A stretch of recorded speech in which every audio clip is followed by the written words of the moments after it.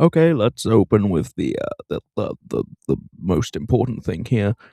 I have been reborn in 3D. Who's gonna stop me now? Also, boo. Hello, my dear rats. How do you like my new microphone? It's nice, right? Anyway, you've seen the title. You've seen the thumbnail. You probably think I'm insane, but please do hear me out. Glitchtrap is the crying child. Now, before we give the evidence for Glitchtrap being crying child, we should probably address the elephant in the room. The Mimic. I originally dedicated close to 7,000 words of this script, carefully proving that Glitchtrap is actually supernatural and therefore could not be an AI like the Mimic. It has to be a human soul. Even if you believe the Mimic Endo is possessed, the program itself wouldn't be. I foolishly thought. Then Secret of the Mimic came out, and it definitely provided evidence to suggest that M1 and possibly even M2 are possessed. Obviously, there are a lot of people who aren't sold on the evidence of M1 being possessed, and most people seem to have missed the fact that the White Tiger ghost thing in the basement and M2 are actually connected, so while I'm on the side of M1 and M2 being possessed, in fact, I believe the titular secret of the Mimic is that you need a soul to create a Mimic program. I will also try to make this theory accessible for people who don't believe that the Mimics are possessed. And if you think I'm coping, there is this. But I can't help my inclinations to lean sci-fi. So anything that involves possession of AI or possession of machines or circuitry, I love that sort of thing. So I love the idea of Glitchtrap. Possession of AI. Not possession by AI, not just AI.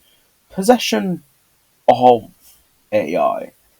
Okay, I'm having to edit the final draft here because recently Thomas Game Theory released a video using that exact clip as evidence that ghosts aren't in FNAF anymore.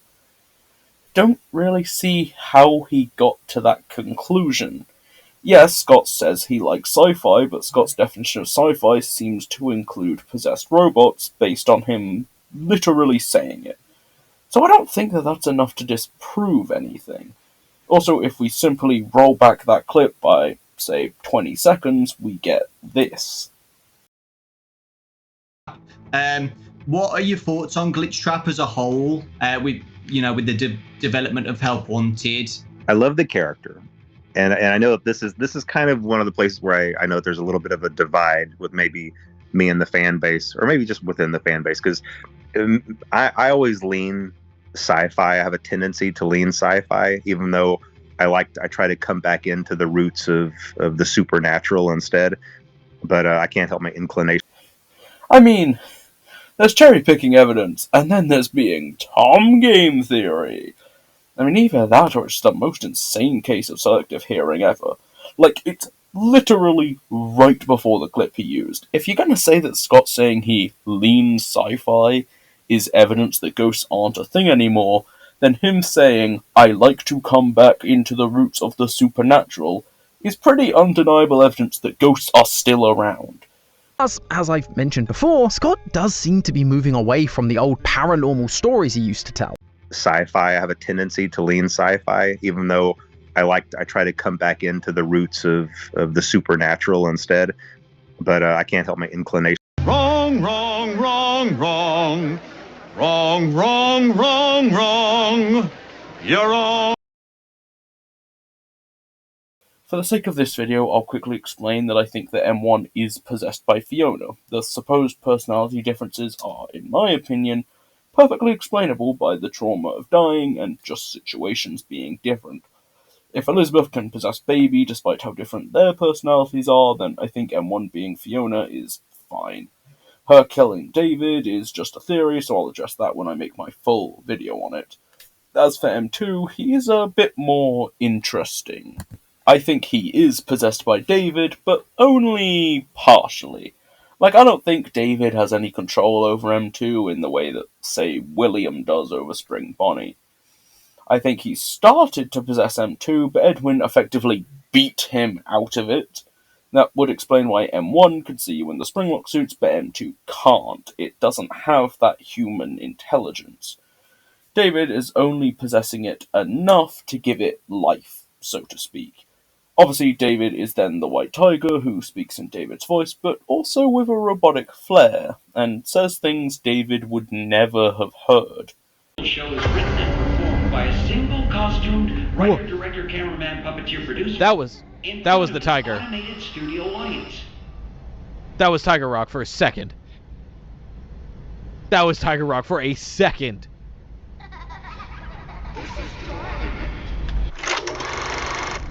Okay, look at that. We'll wait, because something about that, I think. I hear something large is about to happen. Yeah, right here for a second, the Tiger Rock animation. That's Friday, Saturday, every week, I'm amazing. Yeah, right here for a second, the Tiger Rock animatronic was just chilling. Oh, I don't like the noises we're hearing. Who knows I'm here? Who's talking to me? I don't have access. Who knows I'm here? Who's talking to me? I don't have access. I think I have to take that lift, but I just want to look at everything for yourself. The noises are crazy. I have to film for something.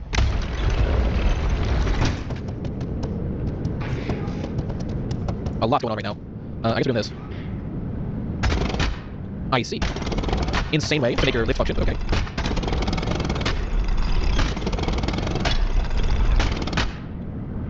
Oh, I understand. I understand the puzzle. Give me a second. Oh, wow, wait, make it studio function.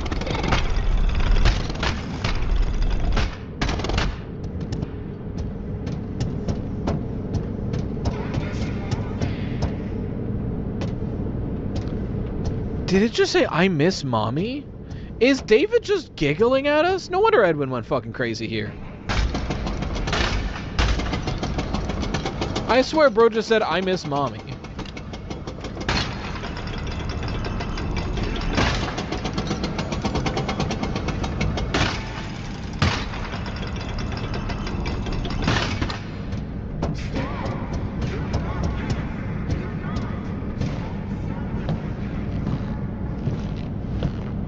He just said, stop, you're not him, you're not, stop sounding like him. What is going on? Stop. You're not him. You're not. Stop sounding like him. Oh. That's the mimic learning violence, right? Can I get access to this lift from down here?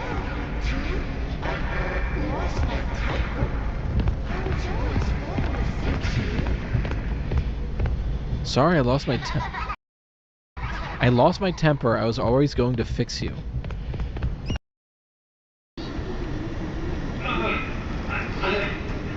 I'm sorry, M2. I lost my temper. I was always gonna fix you. Please, call for help.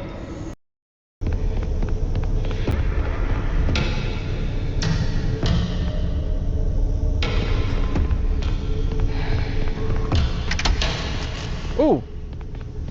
That did something, that did something. I opened a door. Oh, brother, please, please, please, please, please! Whatever this is, I want it! Power on. Emergency brake, disengage.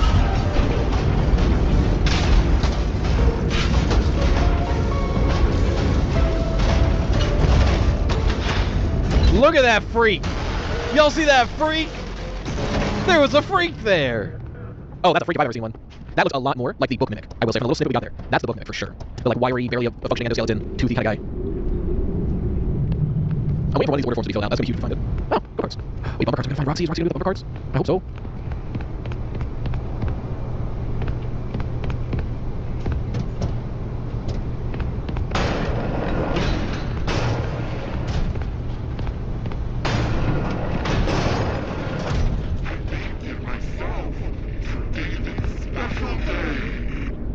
I made it myself for David's special day.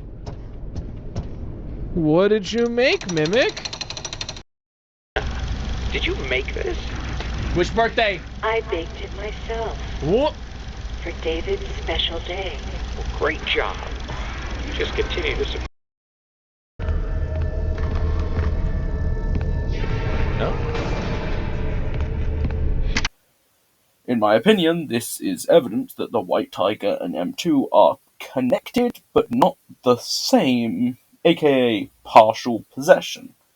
Again, I will go into this in greater detail in a future video, but I figured this context would be important. Anyway, for those people who still believe that the Mimic is just an AI, I will still prove, slightly quicker than in previous drafts, that Glitchtrap is undeniably supernatural, and therefore cannot be their interpretation of the Mimic.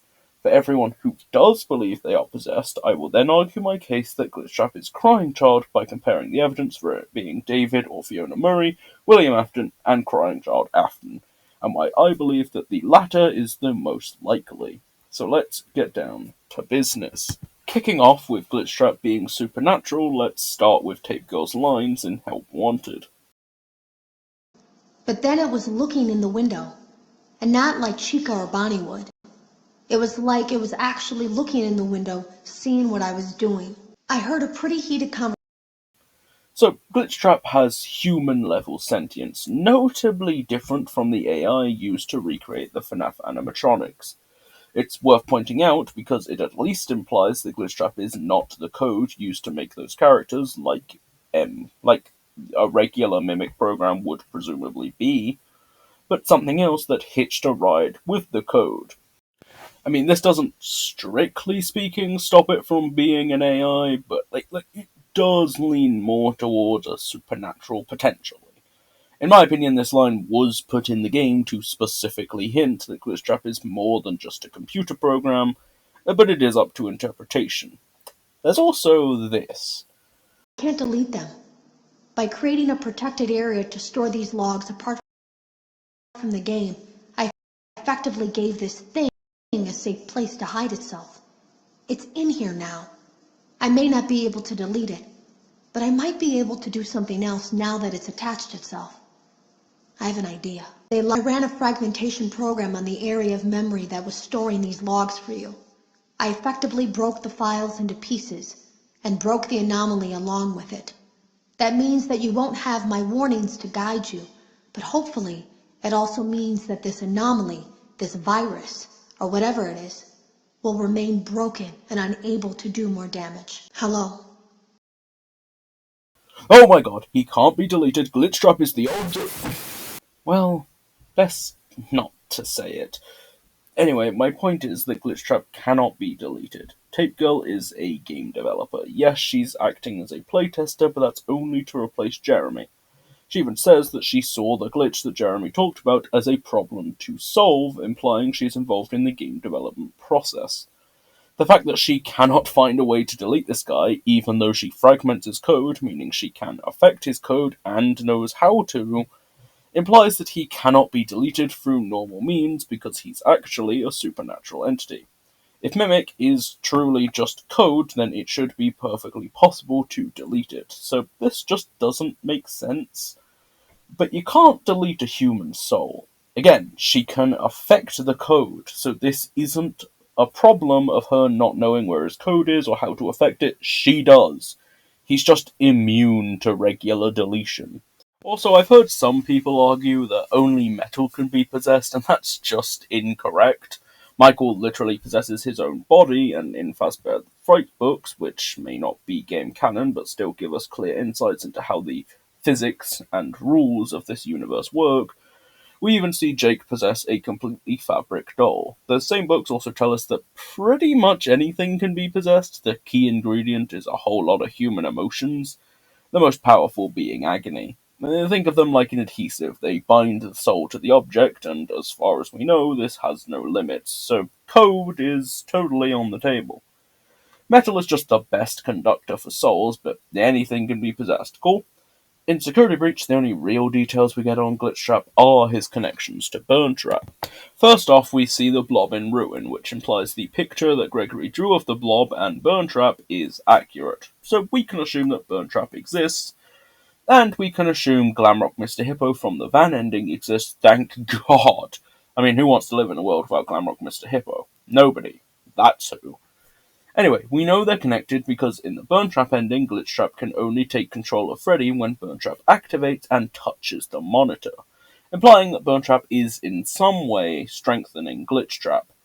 They are very clearly parts of the same entity, and considering the fact that Glitchtrap is only able to take over Freddy specifically when Burntrap places his hand on the monitor, and not just when Burntrap activates, we know this isn't just some radio Bluetooth powering up. Like, he has to make physical contact with the monitor first, but notably doesn't actually connect to it like a machine would. There's no wires or ports or anything of that regard. He's just touching a screen. The exact transfer of power here feels incredibly supernatural in nature, like the primary soul is given agony or some kind of soul power to the piece of soul inside of Glitchtrap by touching the screen and literally transferring it into the system of the Pizzaplex where Glitchtrap is. Ruin has the Vanny mask, which is very clearly supernatural and has powers that link directly to ghosts. It has portals that let you teleport, and ghosts can teleport in this franchise. We see that in FNAF 3 after William was springlocked, and it's doubled down on in the week before. It lets you phase through objects, which is an incredibly common ghostly ability in pop culture, and it lets you walk on platforms that don't exist, so it is either letting you fly, another common ghostly ability, or it's giving you access to the kind of ghost realm that UCN and FNAF World take place in. I know a lot of people believe this is actually a result of the occipital transponder giving placebo walls that the mask then reveals aren't there, but that doesn't explain the actual teleportation. Cassie has a physical reaction to it. It makes her feel sick, and she does end up somewhere else that was impossible to get to. Even if you want to say the floors were there the whole time and she was just placeboed into falling to her death and the walls aren't real, she's just placeboed into not being able to run through them, she does physically teleport from one spot to another instantaneously. So this mask has supernatural properties, and it is associated with Glitchtrap, and it was created by Vanny, who is partially or totally controlled by Glitchtrap. Help Wanted 2 shows us him being destroyed in one ending by Vanny in a very not normal way. The Glitchtrap, maybe? Here you go. He's giving the Glitchtrap plush to Vanny? Oh no, he's killing it. Wait, no, Vanny's going to pick it up. Wait, there's Glitchtrap. Oh! Oh my god! Oh. Oh, so I'm Vanessa. And Vanny, my alter ego, was like also done with Glitchtrap. And then like she floated into the background because like she was done. Like Vanny's gone, it's all Vanessa now. So Glitchtrap's dead? Editor, put up the meme. I'm editing this part. Okay, editor, put up the clip, the meme of freaking Sailor Moon and Tuxedo Mask. But Tuxedo Mask is Glitchtrap. You know the one. But you didn't do anything. Goodbye. Like Glitchtrap showed up. Like, did he even do anything? Like he had control of Vanessa for a little. Okay. I have a feel. We know he can't be deleted, but this is either another digital entity destroying him, or him being brought into the physical world, which we know can happen, Help Wanted 1 warns us, and destroyed that way.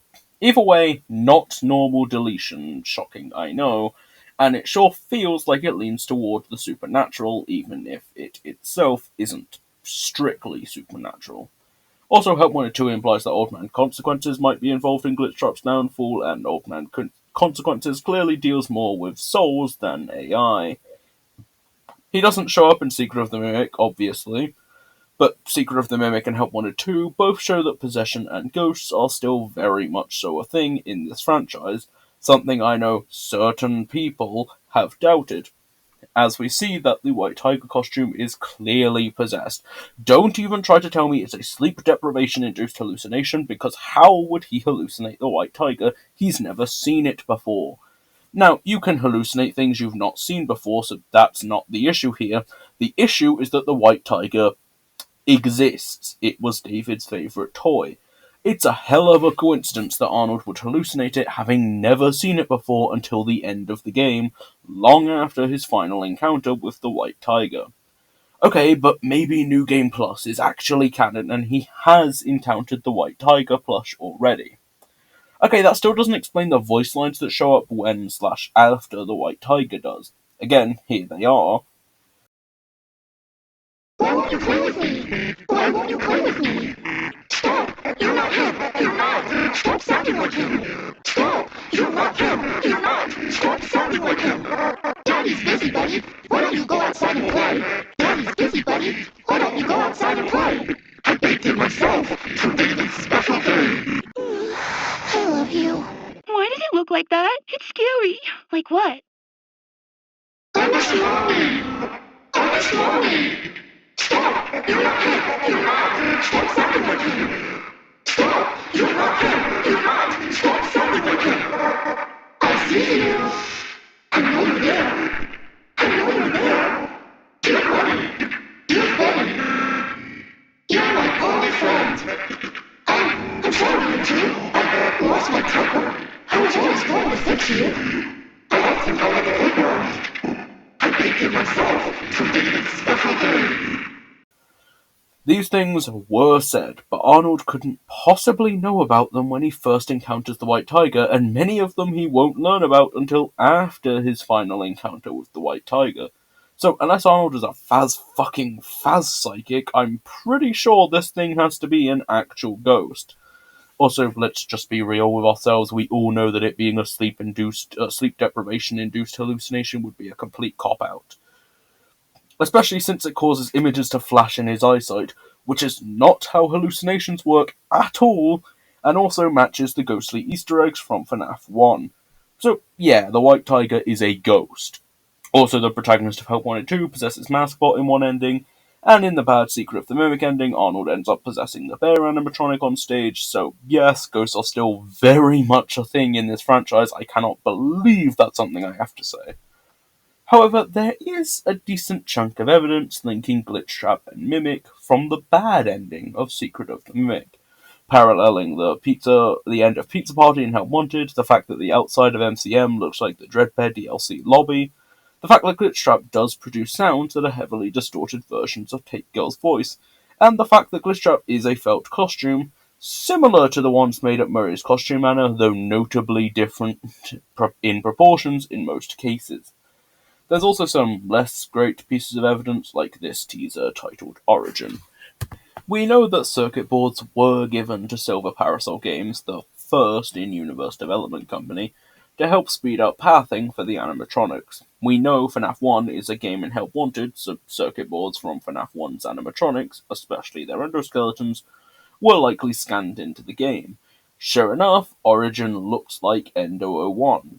Same rectangular head, same general mouth and eye position, this is an Endo 01.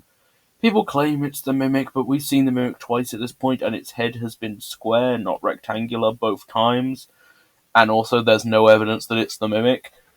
This tree in Princess Quest has been called a reference to the Baobab tree from the books, but if you use an ancient, lost technique called using your fucking eyes and look at it, you'll see it's not a Baobab tree, it's clearly your stereotypical oak tree.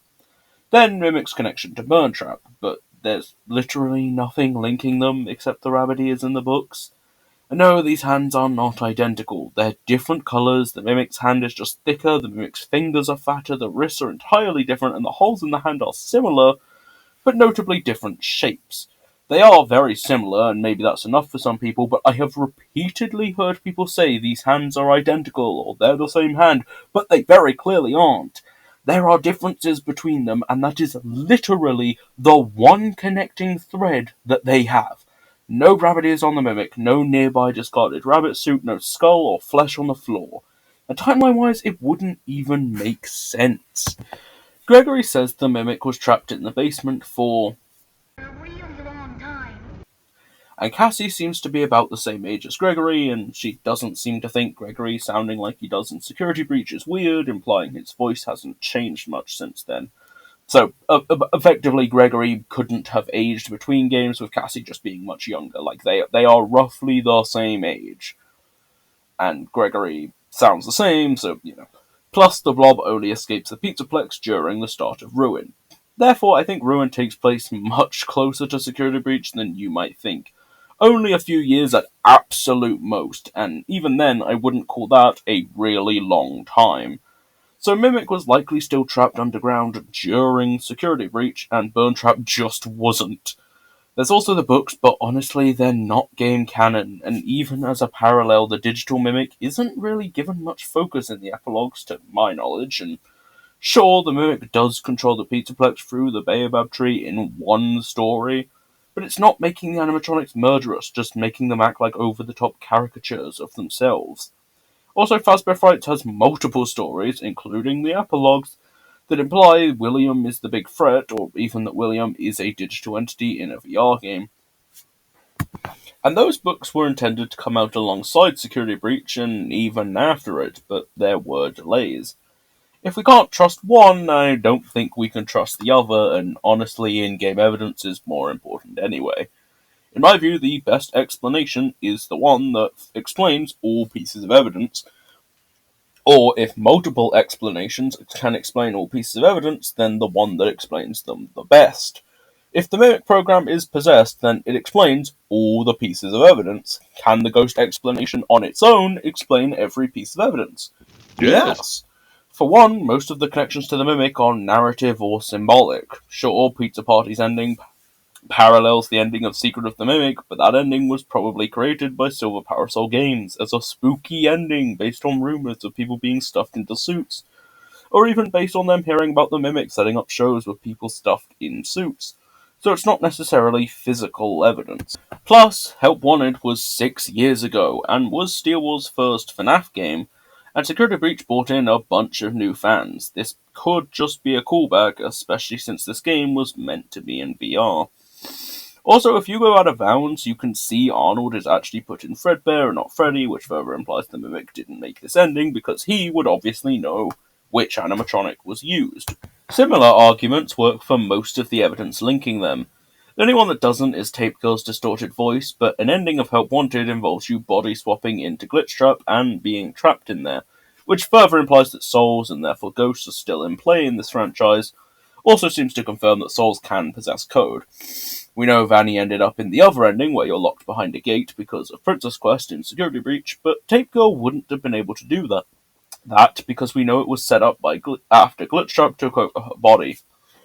So she could only have ended up body swapping with Glitchtrap, and now she's stuck in there. It's not impossible to think that this is literally her soul calling out for help. So, as long as the Mimic is possessed, both explanations do satisfy all the evidence. But if the Mimic isn't possessed, then it literally can't be Glitchtrap because of all the weird supernatural shenanigans described earlier. So what is Glitchtrap? Well, I think he's M3. If it is true that the secret ingredient to make a Mimic is a human soul, and Glitchtrap is clearly supernatural, a human soul, but is also clearly tied to the Mimic, well, that could be our answer right there. It's a possessed version of the Mimic program, like all Mimics are.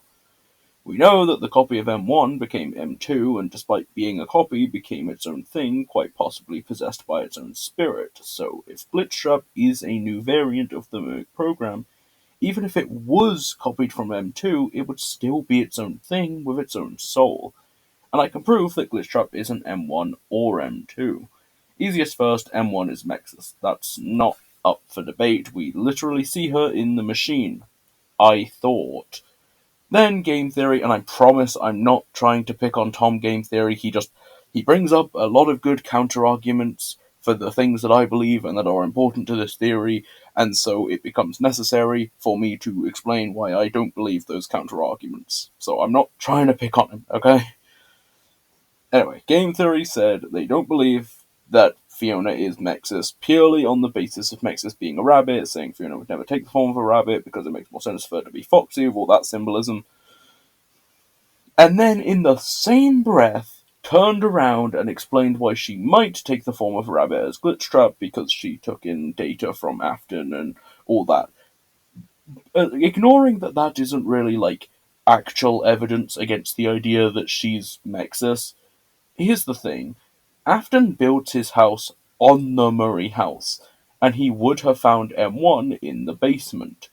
So she could have learnt from the man himself, not video games that supposedly detail his crimes, despite the fact that only one of them does, and we know that the mimics can choose what they mimic. When M2 was speaking to Edwin in the office after it blows up, he clearly doesn't actually believe he's Edwin's dad. He's mocking Edwin by throwing his own words in his face. It is intentional. M2, respond. Emergency. Call for help. Daddy's busy, buddy. Why don't you go outside and play?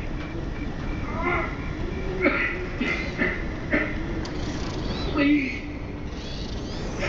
I can't move. I can't feel my legs. You know, speaking of legs, what do you think? I just finished mine. There are still a few kinks to work out. I'm sorry, M2. I lost my temper. I was always gonna fix you. Please, call for help. M2, respond. Oh, can't right now, buddy. We can do something fun tomorrow.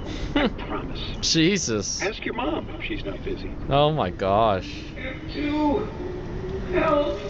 Oh, that's too bad. That's really too bad, Edwin. I guess in the secret ending we do force it to take the personality of David, but that's not even by exposing it to videos of David, we just play David's storybook. If it worked the way Tom Game Theory is claiming, it should have started mimicking Fiona and Edwin, right? Because that's the stimuli it's being exposed to. That implies the storybook is an exception, so his explanation doesn't even make sense, and even if it did, it would still make more sense that she decided to copy William, because she was in the machine and he spoke to her because he owns the building she's in and also lives above it. So yes, she can definitely be Mexis, and assuming she's not just because the acronym on the machine is different, as if it couldn't have been changed over 56 years, is just plain silly. We also know she's the one who created Cradle.exe, so it being her machine that stores it makes sense. Even the whole parent and child X-form things seems like it would work fine with her being Mexis. So let's be honest with ourselves, what other word were they going to use the X in that acronym? Xylophone? Now I don't know if that's lore so much as we backed ourselves into a corner with this one.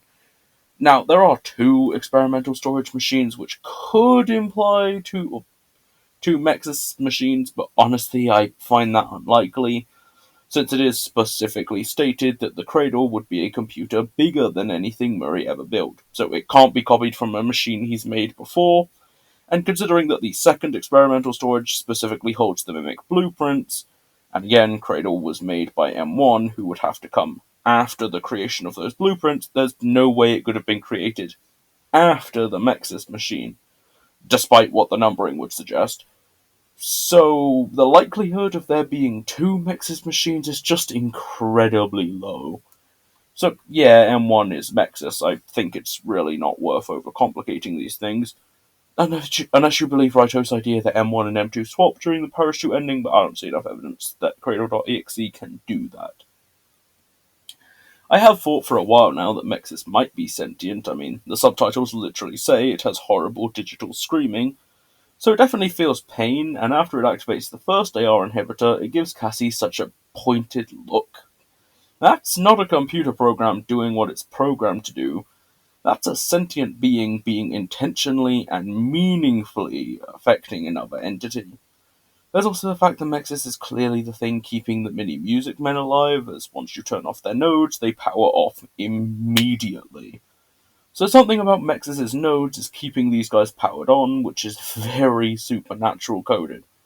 Plus, Mexis has a similar goal to F10 and 4, keeping the Mimic trapped in the basement so it can't hurt anyone, while F10 and 4 wanted to fix the Mimic so it would be her harmless child again. By this point she'd have to know Edwin is dead, so she probably doesn't believe M2 can be fixed, so of course she'd just try to keep it contained. Either permanently or until she can find another way to fix it. We also know that while F10 and 4 doesn't want Arnold to die, because she does let him leave once he's done his job in the bad ending, she is willing to let him die and even aids in preventing him getting away from the Mimic the moment she believes he's turned against her in the parachute ending. So her willingness to kill Cassie and Ruin to stop the Mimic getting out lines up with this characterization, so yeah, she's not Glitchtrap by any stretch of the imagination. But I wanted to see if I could breathe life into the imagination of Charlotte Tom. I wanted to see if I could look like her friend, Andy from Tooting. So I gave my camera to Mrs. Gorman, and I tried my hardest to resemble Andy from Tooting. I don't think we get there, lady and gentlemen. I just don't think we do. It's not really the same thing, is it? Not really. Nothing like him, is it? Not really. What about M2? Well, it's still inside the mimic endoskeleton, and we have zero evidence that M2 even has a digital form. Throughout all of Secret of the Mimic, it never attacks you digitally or messes with doors remotely. And it has to take control of the other animatronics by physically taking them over, not just using a digital copy of its AI. And we know that just copying and pasting M2 wouldn't work, because it would produce a new variant that wouldn't be M2, just like M2 isn't M1 despite being a copy of that AI. Still, it seems like a Mimic program can control multiple things at once, but seemingly only by using a set body as almost a central server that simply expands into other machines and beings. Like Glitchtrap being able to control Vanny, the Staff Bots, the Glamrocks, and Dr. Rabbit. But what about Yellowed-Eyed Helpy? He's a digital M2, right? Well, before we get into him, we should establish that Glitchtrap is definitely anti-M2. In Ruin, the Wet Floor Bots, some mini music men, most staff bots, and even the daycare attendant don't change in the digital world, implying that that's normally how it works. Regular robots in the AR world don't change. No Head Fred and some mini music men disappear, which I believe is Cassie hallucinating due to stress. And then they disappear because the Vanny mask calms her down, just like it does in Help Wanted 1. Is this... It's like Glitchtrap's face, isn't it? Well, it's a little different. I mean, it is and it isn't, right? Yeah. Ooh, there's a candle underneath the mask. That's creepy and weird.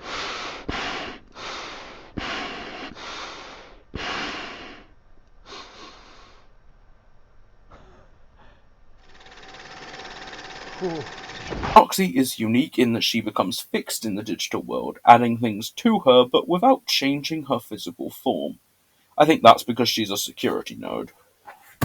I know some people think the Mimic is lying about Roxy being a security node, but the door doesn't open until you kill her. She has the same minigame as the security nodes, which Eclipse didn't have. She has the same distortion around her as the security nodes, and no other animatronics work this way in the AR world.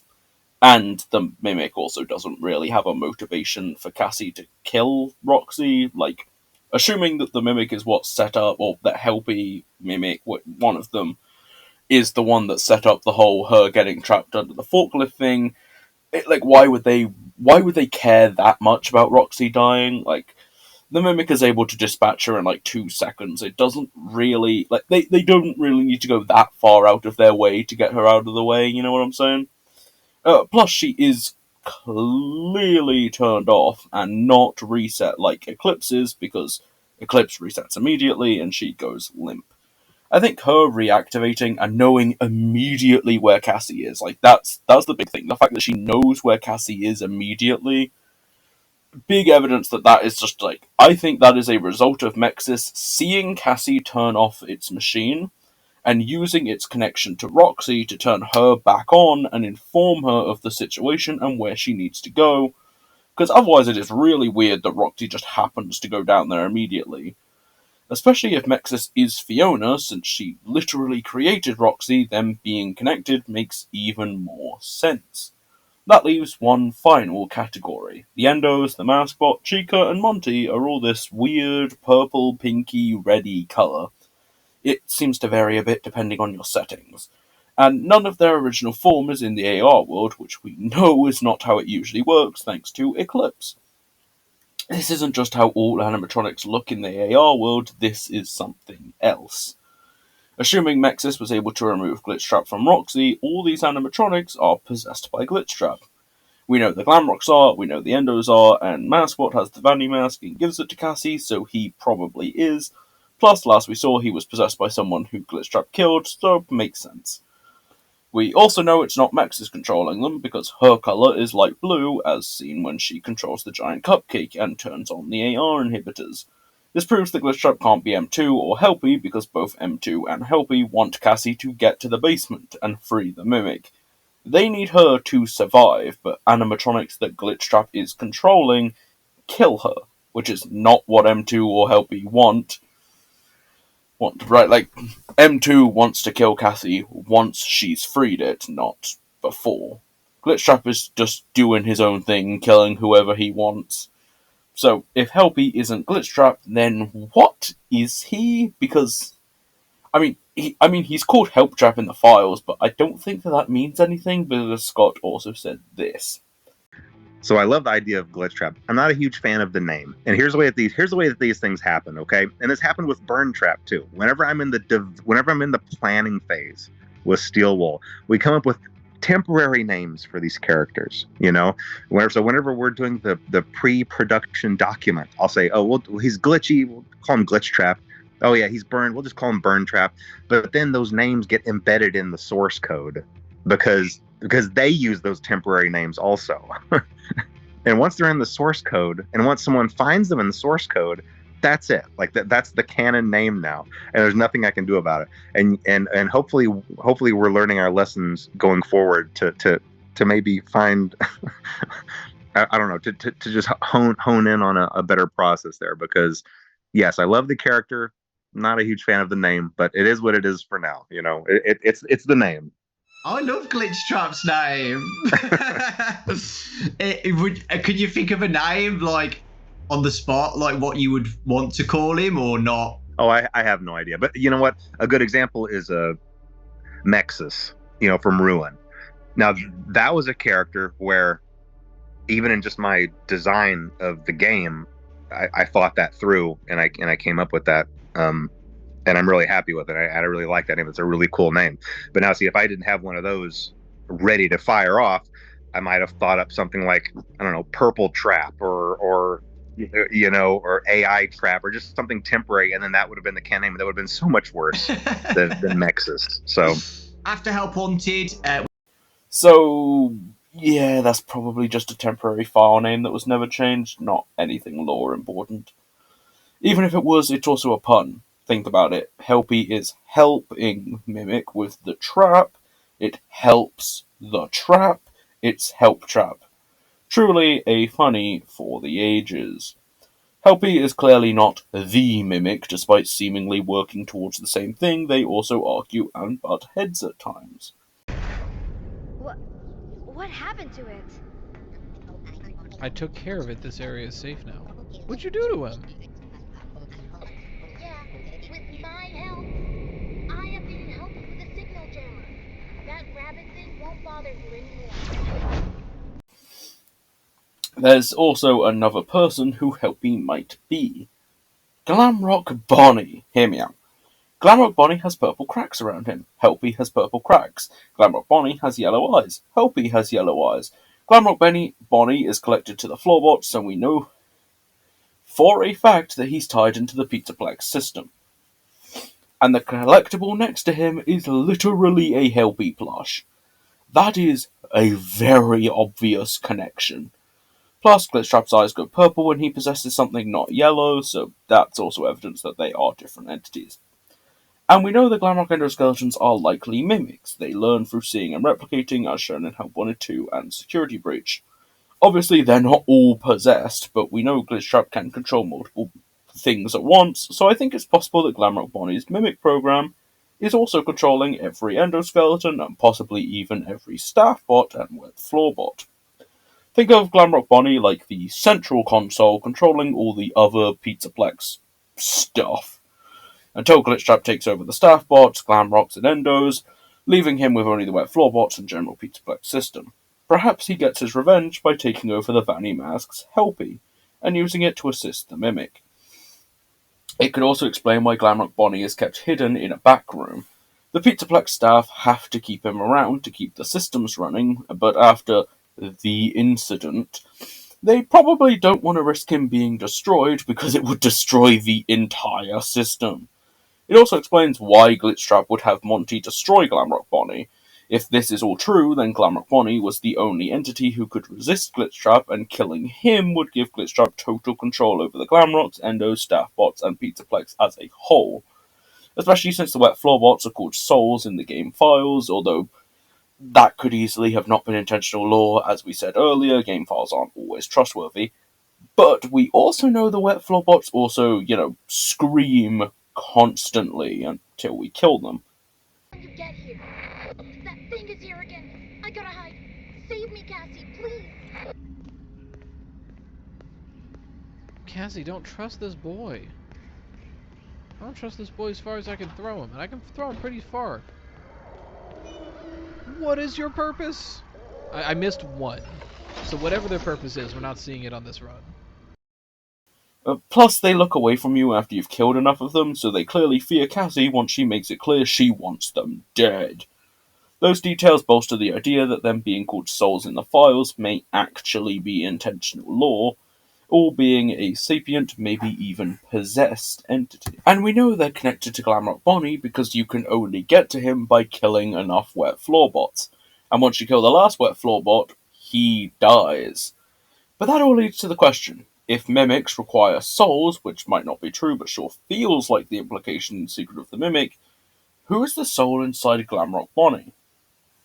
It would have to be someone who died early into the Pizzaplex's construction, or even before that, before even the Glamrocks were made. And it would have to be someone who would be willing to help M2 escape.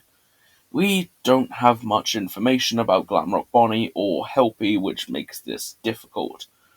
It could be some random employee. We know the Foxy log ride was shut down due to safety concerns, and Fazbear don't tend to care about safety until someone dies, and even then that's pretty rare.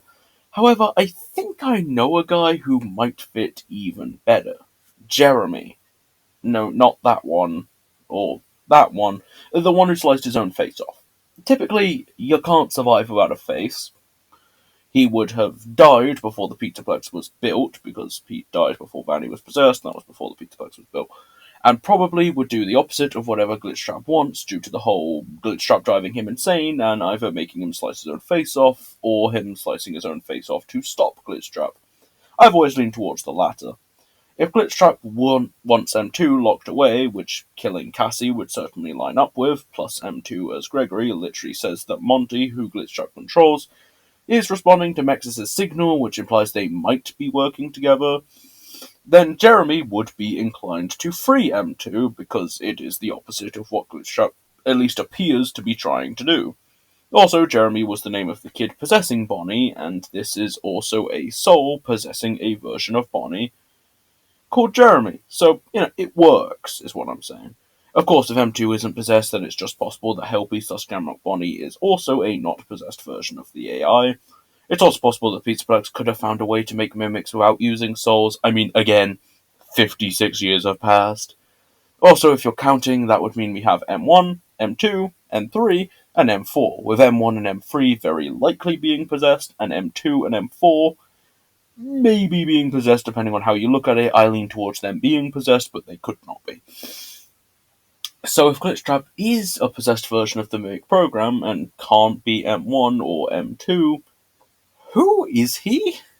I tried my hardest to see if I could breathe life into the imagination here. I gave my camera to Mrs. Gorman. I tried my hardest to resemble Peter Dolving of The Haunted again. I don't think we get there. Not really, not in any meaningful way. Nothing like him, is it? Well, before we get into the main two candidates, some honourable mentions. These ghosts are almost certainly not Glitchtrap, but had enough loose connections to at least warrant a mention. First, Elizabeth is not impossible. Baby's eyes aren't lit inside the blob. There's the whole teleporting plush baby's room in ruin, which, considering it's in the real world, at least implies her soul is still active.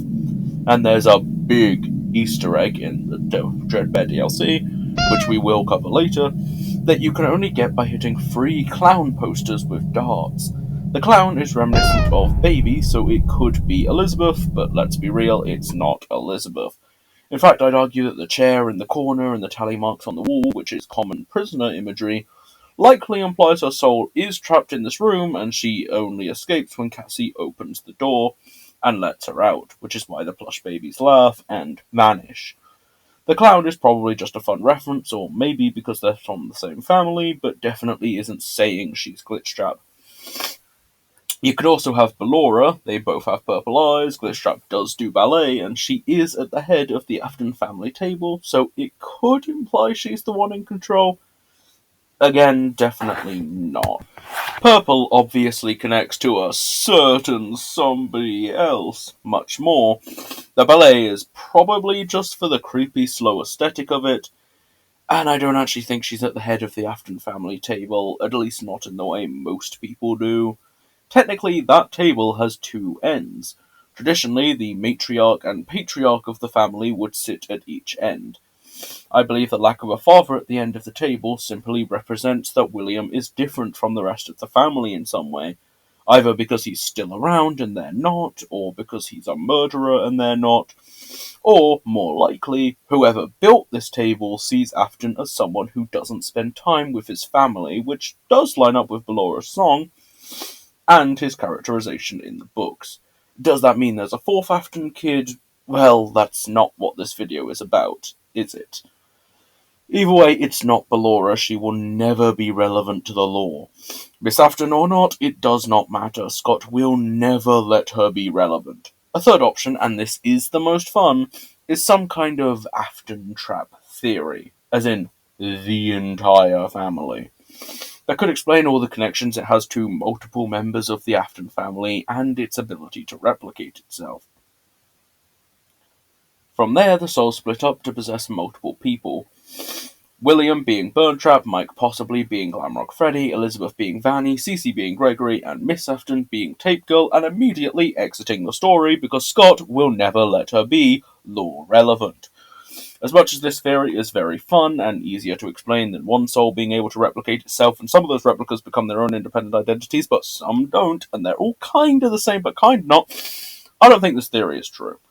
The connections to Miss Afton specifically rely on her being Ballora, and even then are such a stretch that you'd have to break every bone in your body to pull it off. The connections to Elizabeth are completely circumstantial, and the connections to Michael are non-existent. Plus, there's no evidence the Glitchtrap has multiple souls, so not a great theory, but it's a really fun idea. Alright, honorable mentions over, let's get to the real options. Their evidence and counter-evidence. I've already gone over why Glitchtrap probably wouldn't be M1 or M2, so wouldn't be possessed by David or Fiona Murray, but rest assured there's no evidence connecting to either of them. There's evidence connecting it to a Mimic program, but not specifically to those souls, so it's most likely a Mimic program possessed by someone else. Even Dreadbear matching the outside of Murray's costume manner doesn't really link to David or Fiona because it's pretty strongly implied that Afton steals Edwin's house, meaning it also links to the Afton family. There's the hand puppet in Help Wanted 2, which could link to Fiona as a puppet maker and puppeteer, but that's literally it.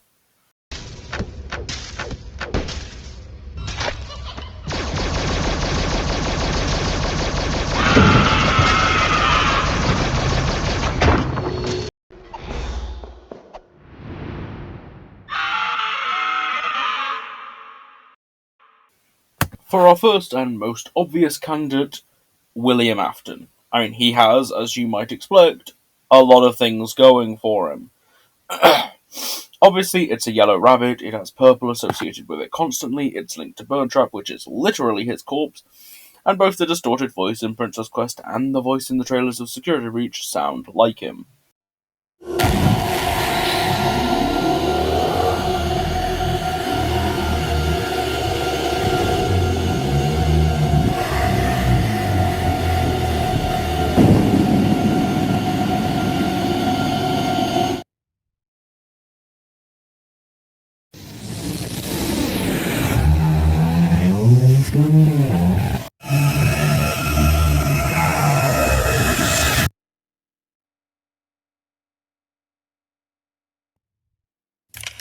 When I first found you, you were nothing. You were small, pathetic. But now, you are more. Although, notably, they don't actually match William's voice. Like, they sound similar, but not the same. So, I mean, maybe a son, potentially. I'm just saying.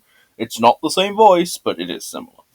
Pizza Party ends with a recreation of one of his crimes. In Princess Quest, Glitchtrap says, "I always come back in Return to the Pit." There's a whole ending which feels very Princess Quest coded, and the Yellow Rabbit, which is at least William's consciousness, does have a digital form, so there's precedent for him to have one. In Help Wanted 2, in the Bonkabon minigame, Glitchtrap has a hand puppet that looks just like him, which is very reminiscent of the poster in FNAF 6 that people have interpreted to represent the Afton family, where William's stand-in is holding a puppet that's identical to himself. Plus, in FNAF 6, he says this. What a deceptive calling. I knew it was a lie the moment I heard it, obviously, but it is intriguing nonetheless. So he knew it was a trap, and it's not exactly unreasonable to think he could have set up a backup plan, putting some of his remnant into a circuit board. Maybe that's why his arm is missing. He melted it down to remnant and injected it into a piece of machinery. Seems more likely than him losing it in a fight with a coyote anyway. Also, in AR, Springtrap, unlike most others, which are just recreations, is the real Springtrap. They didn't intend to have a smelly, vintage animatronic on the roster, but it started to appear anyway. And the email that proves this isn't even cut content, like most of the Vanessa ones. It was just actually in the game. This could imply that Glitchtrap is working with Springtrap to put him into the system so he can kill more people, so that could be evidence that they're the same. Also, the Afton family table not having William would then be because he's still alive. It leaves the spot open so he can sit down when he pleases. Birdtrap would be the final animatronic on that table, but he's in the basement, hence the empty space. Also, Afton owns the MCM property and likely moved into the Murray's house, and sister location would therefore be below that, meaning he would have come across the Mexus machine and would know about the Mimic endoskeleton, so he could have worked out that F10N4 was actually the first Mimic program. F10N4 also chooses to take the form of a rabbit in Ruin, which could imply that she and Afton may be connected in some way. Don't mention Immortal and the Restless, don't mention Immortal and the Restless, do not mention Immortal and the Restless. Either he reset the AI and forced it to learn himself, creating a fusion of his own consciousness and hers, or more likely he could have copied F10N4's code, just like Edwin did, and trade the resulting M3 on himself as a failsafe for if he died. Funtime Foxy even literally has voice mimicking technology that Afton probably learned to make by studying Edwin's work. So Afton is a strong contender for being Glitchtrap, and really there's no evidence against him, except that story-wise it would kinda kill FNAF 6's ending, and he should be being tortured in UCN, but we know souls can be in multiple places at once, so part of his soul could be in UCN and part of it could be Glitchtrap, trying to get Burntrap Remnant to free himself from the torment. But that doesn't mean there isn't evidence for someone else, and while most of his evidence is speculative, circumstantial, or symbolic, this person's evidence, while mostly the same level of convincing, does have one or two pieces that are much more compelling, physical pieces of direct, unquestionable evidence linking them to Glitchtrap. Who am I talking about? This one up here, I didn't realise this was a lookalike when I first saw it. I thought someone was being nice to me. Oh, lovely. Dave Gorman's looking buffer these days, isn't he? And a picture link. This one arrived not long after 184 people had told me I was fat. I thought somebody had finally found a thin picture of me. I had a little skip of joy in my heart as I clicked on that link, didn't I?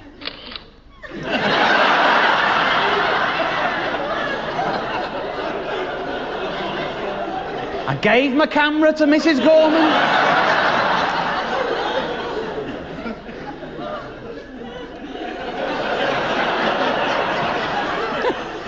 I didn't really, and you wouldn't have respected me if I had. You wouldn't. Well, you've read the title, saw the beginning, and saw the thumbnail, so you should already know that I'm talking about The Crying Child. Yes, at long last, finally, a mere 6,891 words into the script, we are finally talking about the actual theory in this video's title. Yay! The Crying Child is Glitchtrap, and I can prove it. Moving through the games in order, Help Wanted's base game doesn't give us much, but that doesn't mean there's nothing.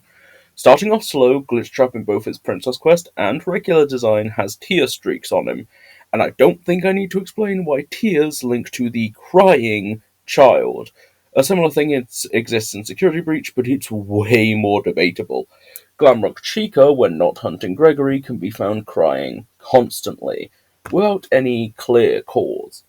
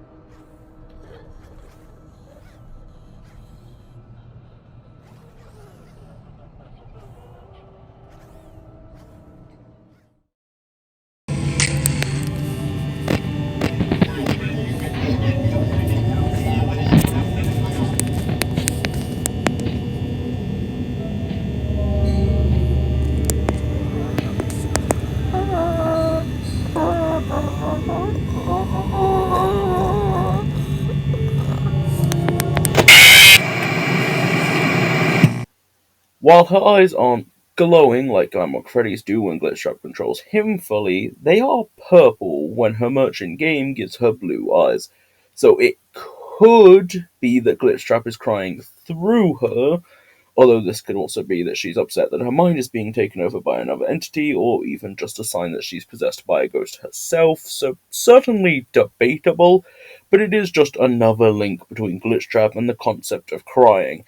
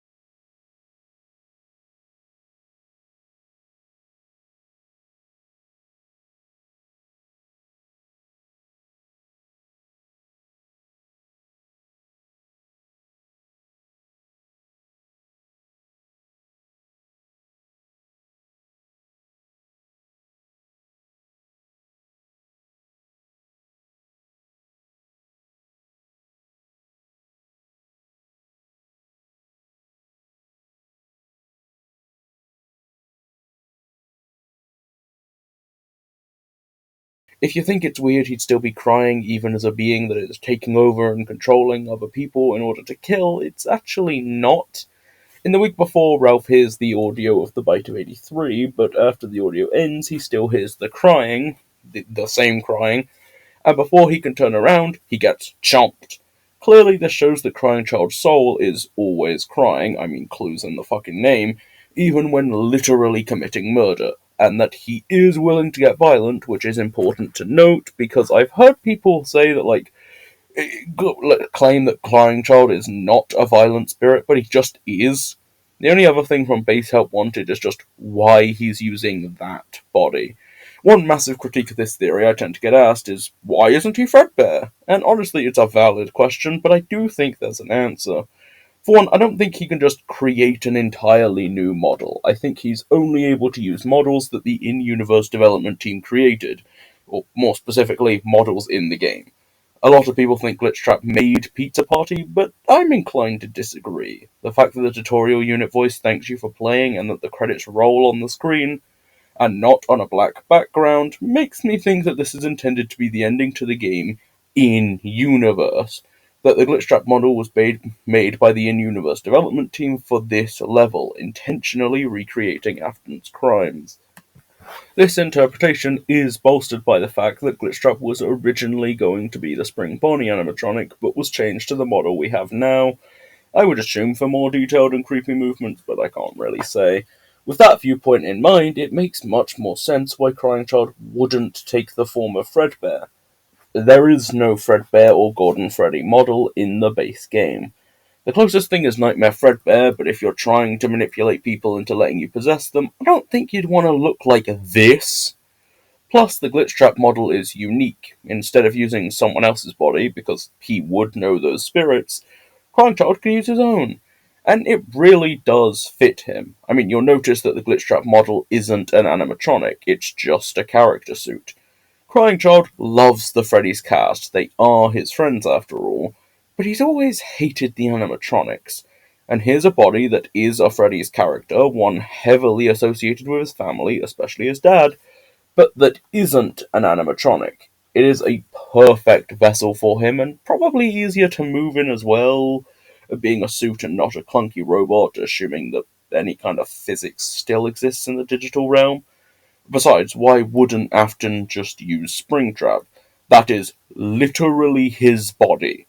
As for why Crying Child would keep with the rabbit theme, I don't know, synergy, connection to his father, trauma. I mean, he probably had to watch as his dad killed people while wearing a bunny animatronic, so, that would probably do some psychological damage. There's also the fact that all throughout Help Wanted, you are collecting tapes in order to put Glitchtrap back together. Put him back together, you say? That's right, 4, 5 if you count AR, and 6 if you count FNAF World, games later, and that line finally got paid off. Anyway, that's all we've got in base game Help Wanted, but now along comes the Dreadbear DLC, and this is where the connections really start. I mean, there's the FNAF House on a Hill, that's Crying Child's game, Full Fest 83, big Crying Child number, Dreadbear, who is literally a messed up, monstrous version of Fredbear, the one who killed Crying Child, and has a minigame where he is specifically associated with brains, which are also linked to Crying Child since he likely died of brain damage. The Trick or Treat minigame utilizes character mask, which is pretty clearly a link to the mask-wearing bullies from the Bite of 83, so another link there. These are all small Easter egg connections to FNAF 4, and specifically the Crying Child. Not the strongest evidence on their own, being circumstantial, but certainly worth pointing out the theme and just how many of them there are, especially since no other games actually get Easter eggs in the hub section of the Dreadbear DLC. Only FNAF 4. But here's the big one, the one I mentioned with Lizzie earlier. In the prize area of the Dreadbear DLC, there are 3 posters. These posters are randomly selected from a predetermined pool and change every time you're there. If all the posters happen to be clown posters and you hit them all with darts, the place switches to blacklight mode, and the poster reading Game 1 collect your prize changes to read It's me. Golden Freddy's catchphrase. I know the week before has cast some doubt on this, but even in that book, Golden Freddy being near Ralph literally causes 2 pages of just it's me, it's me, it's me, it's me, it's me, it's me, it's me. Whereas the other characters maybe use it once or twice, and even then usually in response to a question asking about who or what they are. And also, that book came out years after this game, and Scott clearly knows that the fandom associates that phrase with Golden Freddy, so I still think the connection is supposed to link to Golden Freddy specifically. That clearly implies that one of the souls in Golden Freddy is here, but how do we know that they're Glitchtraps specifically and not separate? Well, it's simple, actually, environmental storytelling, and also a little bit of metagaming. You see, in the Dreadbear DLC, you can obviously collect the Vanny Mask, and in the cellar where you find the Vanny Mask is a very familiar banner. Game 1, collect your prize, with the Vanny Mask in a gift box that is identical to the gift boxes you find in the barn. Now, they clearly aren't the same place, just sheer size alone would prove that, but they're very clearly connected. They're both wooden structures with pumpkins, the same banner, and the same gift boxes. With the Vanny Mask being a symbol of Glitchtrap, the fact that the place you find it connects to the place where you get the It's Me Easter egg, the hardest Easter egg to get in the entire game, considering just how lucky you have to be to get all 3 clown posters, it certainly feels like Glitchtrap is the one speaking here. And if that doesn't convince you, then I do have another argument. Remember how I said we were gonna metagame? Yeah, it's time strapping. In the files of Princess Quest, there's an unused message from Glitchtrap in the same code he speaks in. Obviously, they chose I always come back, but what is this unused dialogue? Well, translated, it means, it's me. Now, I didn't include it earlier because I don't believe in using cut content as evidence. In universe, what cut content can be used for is telling where the creator's brains might be. We have one instance of It's Me being said in a place that connects to the Vanny Mask, a symbol of Glitchtrap, and another cut instance where Glitchtrap is just straight up saying it. I think we can use this to say very safely that Steelwool intended Glitchtrap to be the one saying it because they'd already considered making him say it in the past.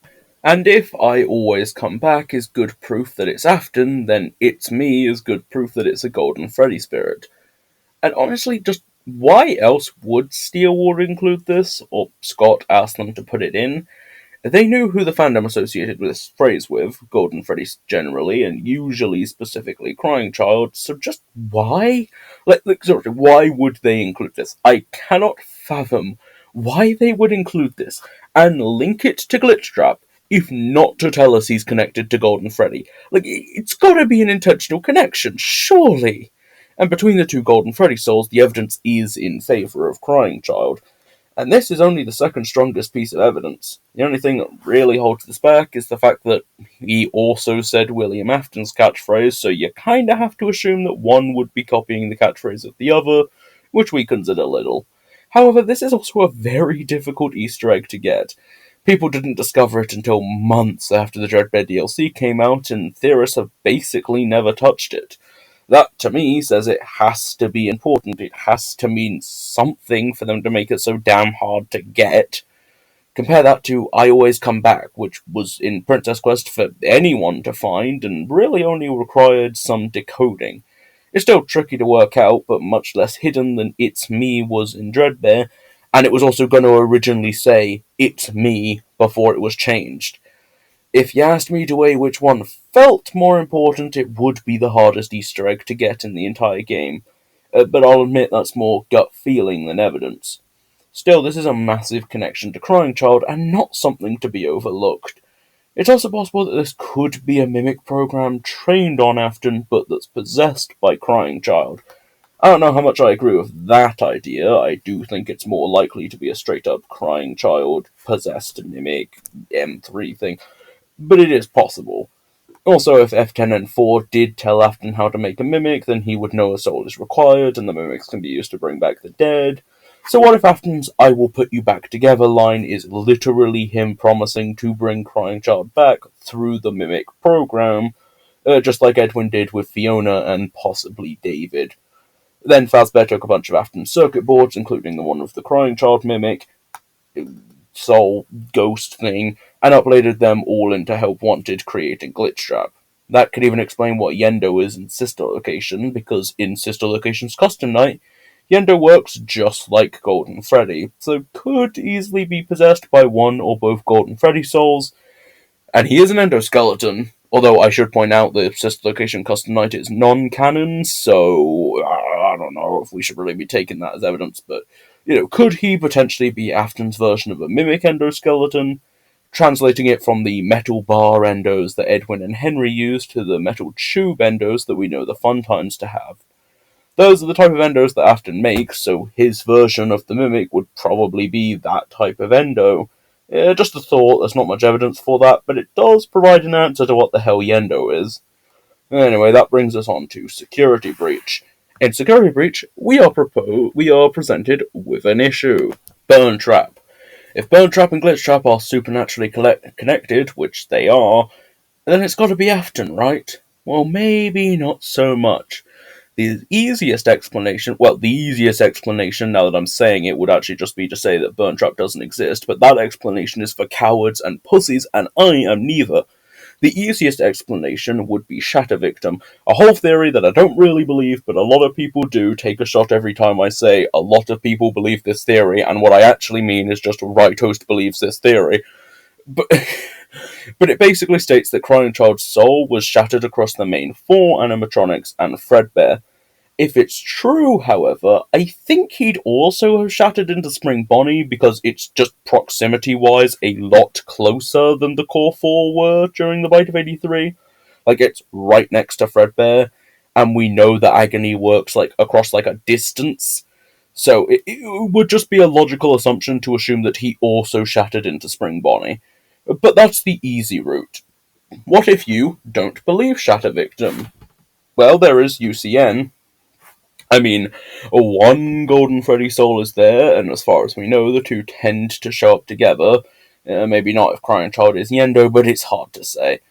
We also know it's not just William and the Vengeful Spirit. Charlie is implied to be there. The others are like animals, but I am very aware. Susie might be there. I was the first. I have seen everything. And Jeremy? Yeah, he's there. What is this new prison? Is it me trapped or is it you? Perhaps it's us both. I mean, doesn't really get more explicit than that. He is literally saying it's a prison he's trapped in, just like Afton is. Plus, if you Defcoin Golden Freddy, you get a Fredbear jump scare. Perhaps Crying Child is also there. I mean, knowing that Withered Bonnie is actually Jeremy, the soul, and the same seems to be true of Charlie with the puppet and even Susie with Chica, we could assume that most of hell, maybe even all the animatronics in UCN are there because their associated spirits are.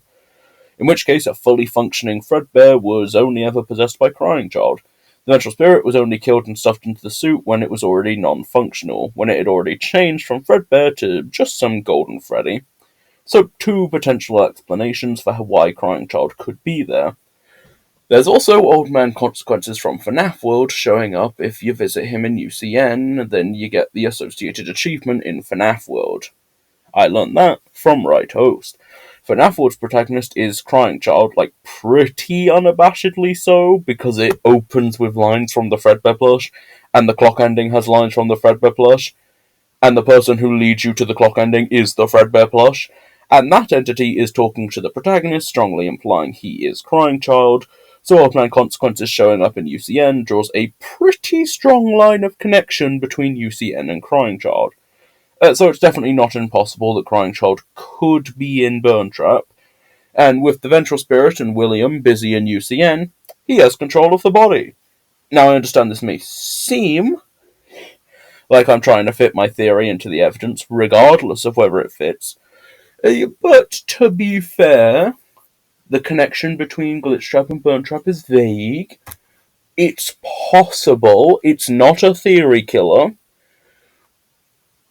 However, you also haven't seen the single most compelling piece of evidence proving that this connection is intentional. The Post-it note room. I mean, this room is a godsend for this theory. Most of you are probably aware of the contents of this room, but do bear with me as I explain it for those who aren't. The Post-it note room has 3 types of note: English, binary, and picture. The binary notes translate to phrases such as "why is I" and "hide." The English notes have phrases such as "birthday time," "this is my home," "leave," and "you something family." My best guess would be "you are my family" or "you aren't my family," based on what it looks like, but it's hard to tell. The pictures include things like a close-up of a bear head, a bear plushie, and lots of birthday party imagery. I'll have them all up on screen if you want to analyse them, but the links to Crying Child are very obvious. The bear plushie is the Fredbear plush, the close-up of a bear, plus all the birthday party imagery is likely the last things he remembers, his birthday party and the face of the animatronic bear that crushed his skull. There's even a drawing of a security guard, so we know this is one of the souls from the original locations because they would have seen a security guard. He says as if Security Breach didn't have a security guard. You know, I'm reading this and now that I'm now thinking about it, that's fine. For some more questionable connections, but connections nonetheless, there's a house with family written onto it, which could even be the Midnight Motorist house, or any house. There's a girl with pigtails like the one Crying Child knew. There's even references to ice cream. While that does connect more to Elizabeth, they are siblings, so that would be a connection to the Aftons. Hell, look at the security guard post-it note compared to Michael's drawings in the logbook. They're not dead on or anything, but they're similar, which could imply a connection. I also think it's worth pointing out that both Mike and this post-it note entity like drawing, which would make sense. Two brothers sharing the same interests is completely logical. Honestly, I really don't think I need to explain why this room's resident soul is Crying Child. All the connections are right there. You just need to look, and the more you look, the more there is to see. There's a drawing of a dog, and FNAF 4 has a dog barking Easter eggs, so maybe the Aftons had a dog. Plus, there's the Afton family table, which further implies an Afton is here. But obviously, this raises the question, why are some of the messages in binary? Well, it's not because there's a robot Crying Child running around, it's because Crying Child is Glitchtrap, an entity made of code. Of course he'd be speaking in binary at first, he's code! Or possessing code. Same thing. There's also the Ender section, which has the FNAF 4 reference on the doors, and Glitchtrap is also painted on these doors, or walls, I forget. So there's another link. Security Breach also has Gregory. Between TGY and Escape the Pizzaplex, it's pretty strongly hinted at that Gregory at some point was possessed by Glitchtrap. In the books, he's said to be the wizard's favourite apprentice, which, if we assume also correlates to the games, well, that would imply that he is the primary vessel for Glitchtrap, and he's also Patient 46, who definitely seems to be Glitchtrap's primary vessel, watching and manipulating Vanessa and killing the therapist when they get too close, and Help Wanted implies that Vanny specifically chose him as a vessel for Glitchtrap. But that doesn't make sense. Why would William or M1 possess Gregory, and especially why would they use him as the main body? He's a child, which means he's physically weak and more likely to catch attention when people notice he's on his own rather than, an adult. Plus, they already had an adult in a position of power with Vanny. So why this little boy? And why this little boy over any other small child that they killed? Fiona and Afton literally have no reason to operate out of a child's body. It does not make sense. But Crying Child and David, who again might not even be M2, would, since Gregory looks like both of them. It would be a way for them to return to their own physical human bodies, a body that looks like them. Except David was very young, and Gregory seems much closer in age to Crying Child, so he'd still be even more likely to want to use Gregory as a vessel. Also, I've already explained why Gregory can't be M2, or Glitchtrap. I've already explained why Glitchtrap can't be M2, so therefore it's M1, except it's not M1, or it's William, or it's Crying Child, and William wouldn't make sense. So Crying Child is the only person who makes sense and can be Glitchtrap to operate out of Gregory as the primary body. And that's all Security Breach has for us, which is quite a lot, all things considered. Ruin doesn't really have anything except for the secret pause screen messages, but they deserve a theory all to themselves. On to Help Wanted 2, Memories. The Poopits are called Memories in the achievement you get for collecting the first one, and they're given to you by Glitchtrap. These Poopits connect to Charlie in the MCI, which could further imply that these are Crying Child's memories of these people, or even their deaths. But you could also interpret it as William's memories of killing them. How do we know these memories link to Crying Child? Specifically, because when you light the graves in the correct order, You get the bunny mask that looks oh so familiar to our protagonist, because the truth is, he's the Bonnie bully, and Cassie's dad. Why do you only get this mask when you collect all the memories and put them in the right order? Because these are Crying Child's memories, and by bringing them together, you are being reminded of how you killed him. That mask is the final memory that Glitchtrap is giving you. His death. He is the Crying Child. That would also give more narrative reason to bring Bonnie Bully back into the story, and for Oswald's dad to be the Freddy Bully and Into the Pit, because modern FNAF's villain is the Crying Child, and they are the ones who created him. Also, Old Man Consequences from FNAF World, a game Crying Child is the protagonist of, is involved, so again, links to CC. There's also the interactive novel VIP. VIP is clearly a version of Glitchtrap, kidnapping and killing kids, being associated with Purple, controlling the Pizzaplex, you get the gist. And his voice is said to sound like a young boy with a stuffed nose. A young boy, huh? Interesting. And crying would cause your nose to get stuffy, I'm just saying. While we're on the interactive novels, the week before links Crying Child to technology constantly in relation to how many times Crying Child comes up. I mentioned the 1983 phone call earlier, but there's another point where Ralph uses a mobile phone to call the back room.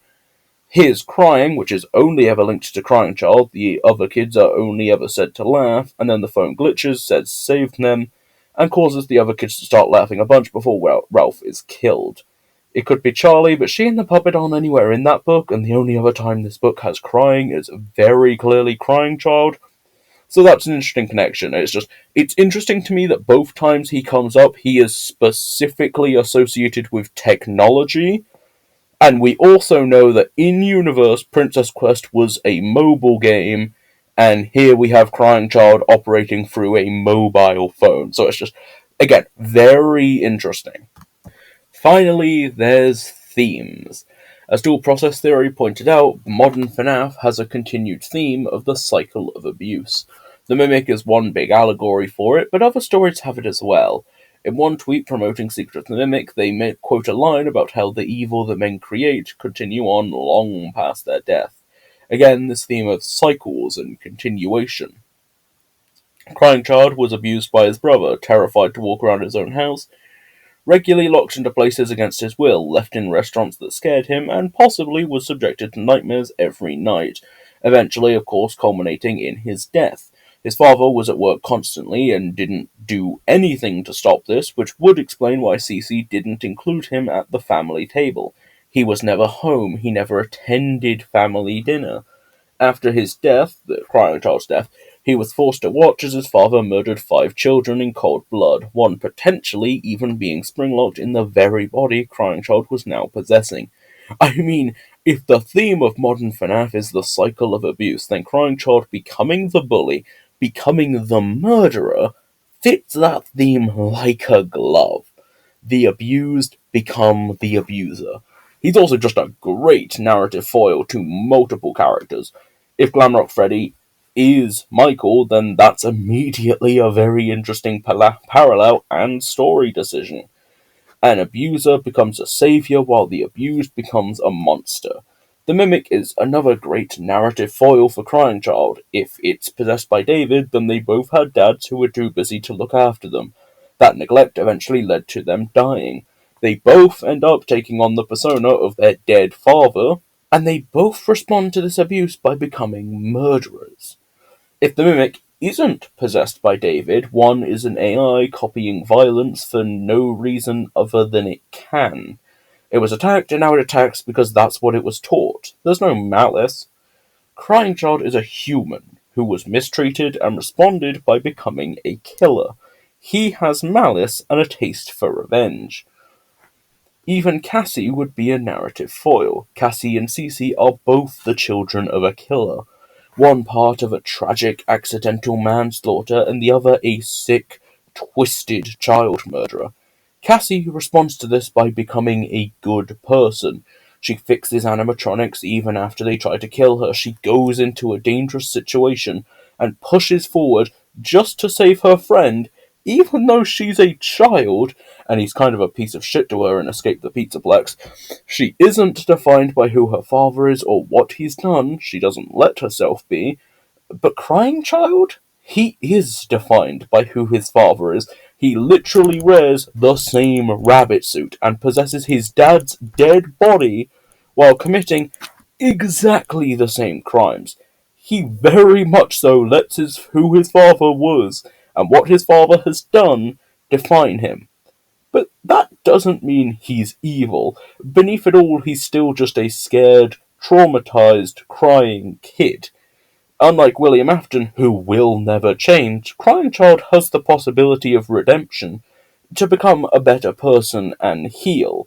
Especially if Michael is Glamrock Freddy, he may very well be the one to do it.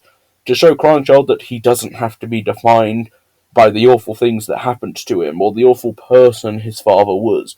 To apologize for his biggest mistake and finally find peace. Perhaps with some help he can find his happiest day at long last. Hi. This is a quick little addition to both cover some stuff I missed and a few newer developments that have come up since writing this script. First off, some things I kind of neglected to cover because this idea has been kicking around my head so much that I've just kind of normalized it and stopped questioning the how. These things slip the mind, you know? First off, how did CC even get scanned into Help Wanted?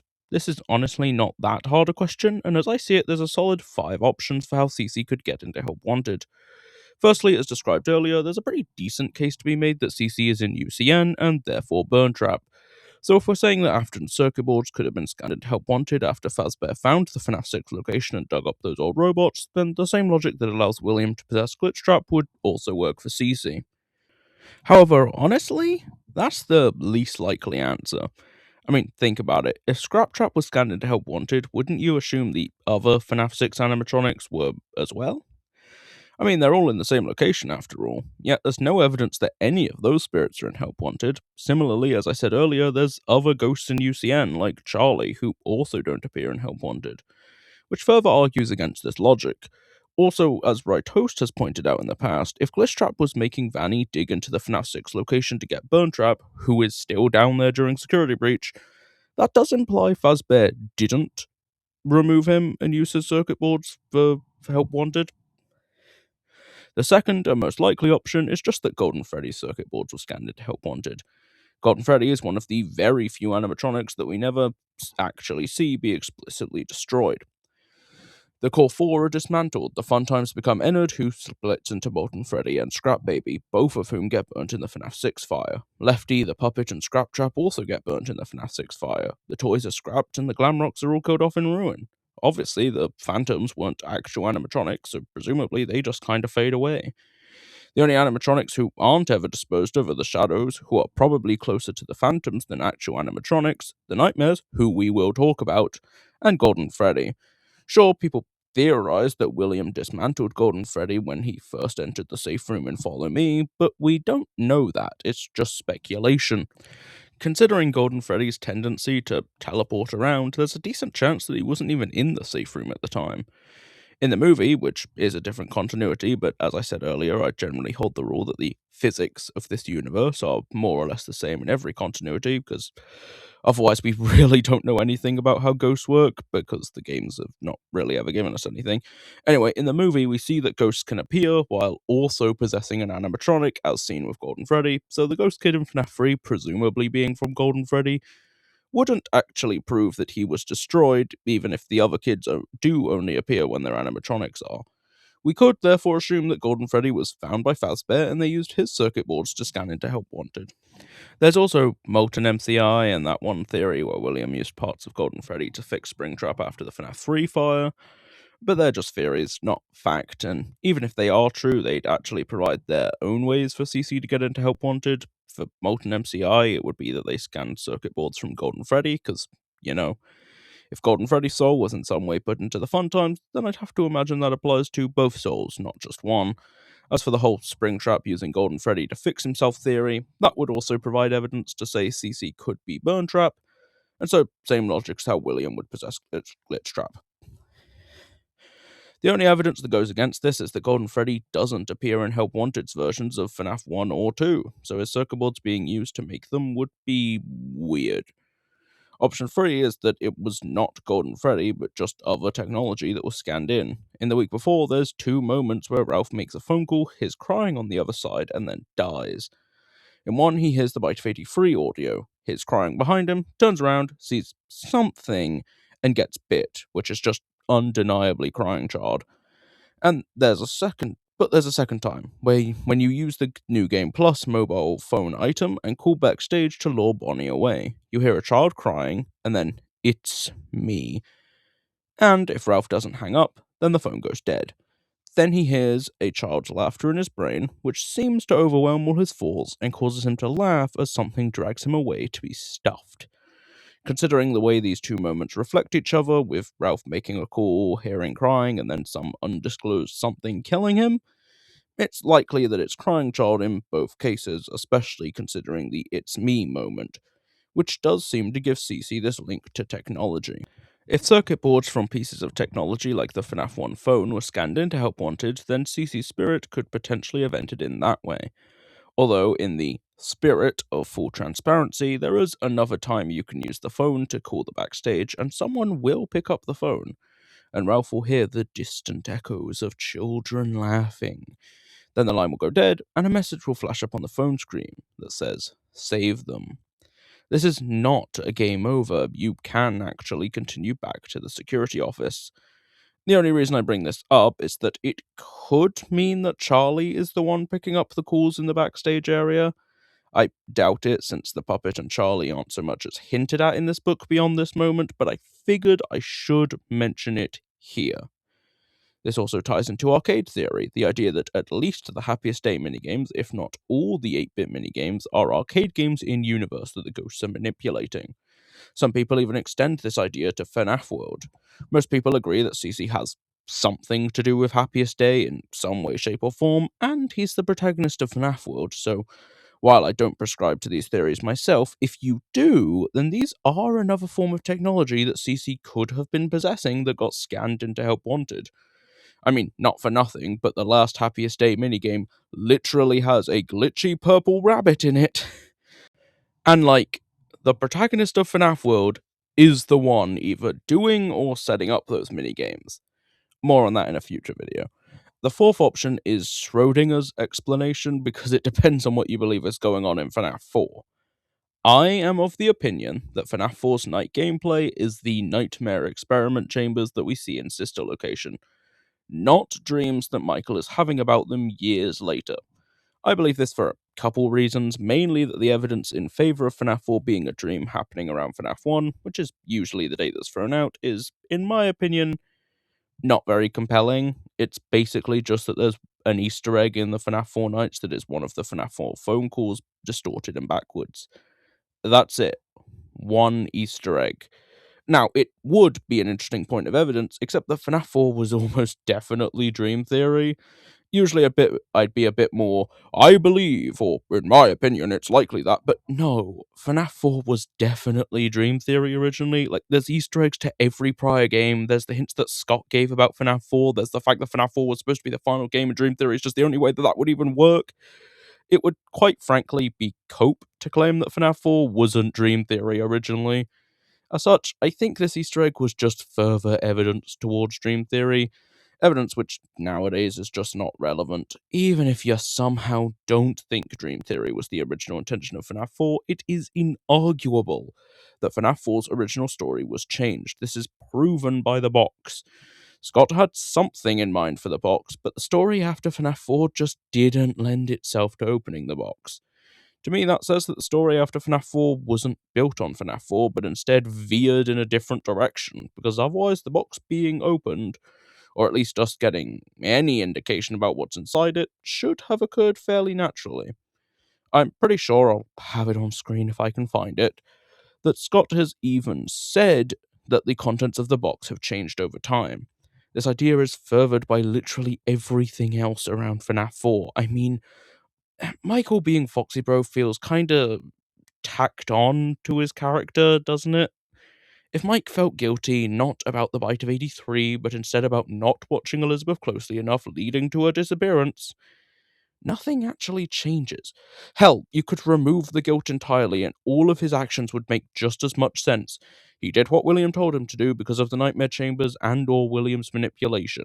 He went to the sister location bunker because he loved his sister, and when William said he'd find her down there, he took that chance. You could completely remove the bite of 83 from Michael's character and not a thing would change. And don't even get me started on Crying Child. My poor boy has been shafted so much. Elizabeth steals his whole thing in sister location. I'm broken. I can't be fixed. I put her back together, just like you asked me to.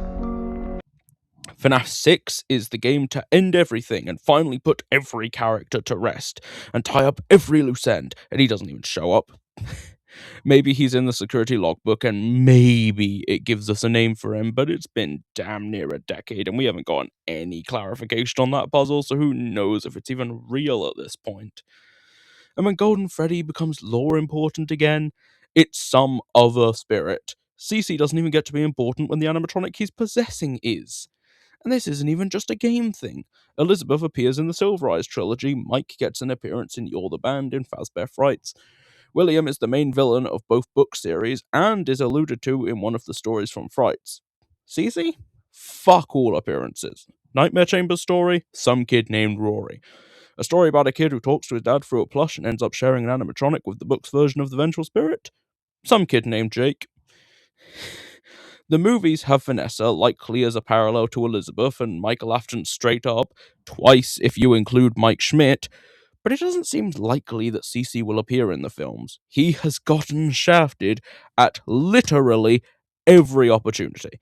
If FNAF 4's original story wasn't changed at some point along the way, I refuse to believe that its protagonist would feel so irrelevant to literally everything. I mean, even if I'm right, and he is Glitchtrap, Glitchtrap and Burntrap got shafted for the Mimic. Not to mention how many times Vanny has been shafted. I mean, fuck me, that might be the strongest evidence for this whole theory. My point is, FNAF 4's story has been absolutely mangled by retcons, and using one random Easter egg from the game to completely uproot where the nightmares fall in the timeline feels like a bad idea. Also, if you're gonna do that, it should be FNAF 3. Plushtrap is literally based on Springtrap, and you're forced to see him every night. That's a much stronger Easter egg than a distorted phone call ambience that only sometimes appears, so therefore the nightmares should be alongside FNAF 3, not FNAF 1. If they're dreams based on Nightmare Chambers anyway. The problem with that is, where are the fun times? Or the scooper? Generally, very few people would say Sister Location is after FNAF 3, and if FNAF 3 is when Michael is having these dreams based on the real Nightmare Chambers, why wouldn't he be having nightmares about the things that literally killed him? Yes, Scott hadn't thought of them when he made FNAF 4, but if you're going to insist on giving an old Easter egg meaning that it definitely wasn't originally intended to have, then in my opinion you have to make it work within the bounds of the new lore. You can't say, oh, Scott didn't know about the Fun Times or Scooper yet, but then also turn around and, in the same breath, argue that, but he definitely knew that next game, which he wasn't planning to make, would say that there are nightmare chambers and was 100% trying to tell us that these nightmares are based on the nightmare chambers and not the nightmare chambers themselves. You have to pick a lane. Either everything matters except context, or context matters more than trying to explain every Easter egg. Either way, the argument ends up not being very convincing. Now, I understand the desire to give these Easter eggs new meaning in the modern lore, but this has to be done with other substantial evidence, or has to have a minimal effect on the lore, otherwise it's just derailing the truth. The other reason I don't believe this theory is that it's stupid as fuck. Not the theory itself, of course, just the writing. By that I mean it's just objectively bad writing to have FNAF 4 be dreams, retcon it so that the location of the dreams is real and there are real nightmare animatronics, but then turn around and say they aren't what we're seeing in FNAF 4. What we're seeing in FNAF 4 is dreams based on those nightmare chambers. I mean, that would be so outrageously stupid that I have to believe that it's not true. Why establish that there are real nightmare chambers if you're just going to have FNAF 4 be a dream anyway? I have to believe that Scott has a modicum more writing skill, nay, common sense, than that. It's simply too stupid for me to believe that it's true, not because it's a bad theory, I don't blame anyone for believing it, but because it's just bad writing. In my opinion, the significantly more logical assumption, Occam's razor if you will, and you must, is that Scott introduced nightmare chambers that look exactly like FNAF 4 to explain FNAF 4. Shocking, I know. But why does this matter for CC being Glitchtrap? Well, it might not if FNAF 4's Easter eggs have been retconned away, but let's try to explain them anyway. There are Easter eggs in FNAF 4 which do point towards the supernatural. While likely originally intended to just be a child's mind coming up with these things based on what he's observing in his hospital bed, them being real nightmare chambers changes the context of these Easter eggs, especially since we play as Michael and not Cece. Things like the IV drip, the flowers, the pills, which I'm just now realizing would imply that Cece was alive and functional enough to be given pills? So he must have just been in god awful pain as he died. Yikes. Anyway, these Easter eggs appearing out of nowhere, and things like Nightmare and Nightmare Fredbear being able to teleport their heads onto the beds, plus Nightmare Foxy being able to literally turn into a plushie, kind of imply that there's a ghost active. Which, I mean, makes sense. The Easter eggs in every other game were ghost related. And there's really only one candidate, the crying child. In short, I think Cece possesses the nightmare animatronics and that the nightmares were likely scanned into Help Wanted. I mean, we literally see levels based on FNAF 4, and we know the circuit boards were explicitly supposed to help with pathing, so it's quite likely. And that's how Cece's soul got into Help Wanted. Of course, it wouldn't be fair for me to use the Easter eggs as evidence to this theory without explaining all of them, including that pesky phone call. Strap in, we're about to go on a ride. As I described earlier, CC is connected to the FNAF 1 phone, which we know held the FNAF 1 phone calls, and we even see holds a phone call from FNAF 2. Into the pit implies that time travel might be a thing that ghosts can do, but that's actually not the first game to have time travel in it. Can you guess which one was the first? It's FNAF 4. Of course it's FNAF 4. Think about it. The Plushtrap minigames let you skip 2 hours ahead, but only if you beat them. While this originally makes sense in the context of it being a dream, now that it's been revealed to all be real, it's just gotta be time travel. Besides, we know regular Bonnie can time travel, as confirmed by Mr. Scott Cawthon himself. Bonnie doesn't abide by the rules of time, space, or physics. You may think this is a joke, and it probably was, but here's the thing. 2 of those 3 things are undeniably true. Ghosts in FNAF can teleport. This has been confirmed multiple times, including the week before, so yeah, Bonnie wouldn't obey the rules of space. Which, side note, according to Einstein, space and time are the same thing, so physics is a little harder, but we do know that ghosts can manipulate reality, as seen in the various Easter eggs where they change their surroundings, and Elizabeth's permanently changing baby's eye color. That probably violates some law of physics, so I'm counting it. So if 2 of the 3 things mentioned in this joke are true, then why not all 3?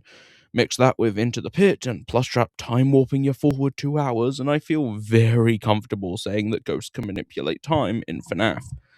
CC is, of course, a ghost.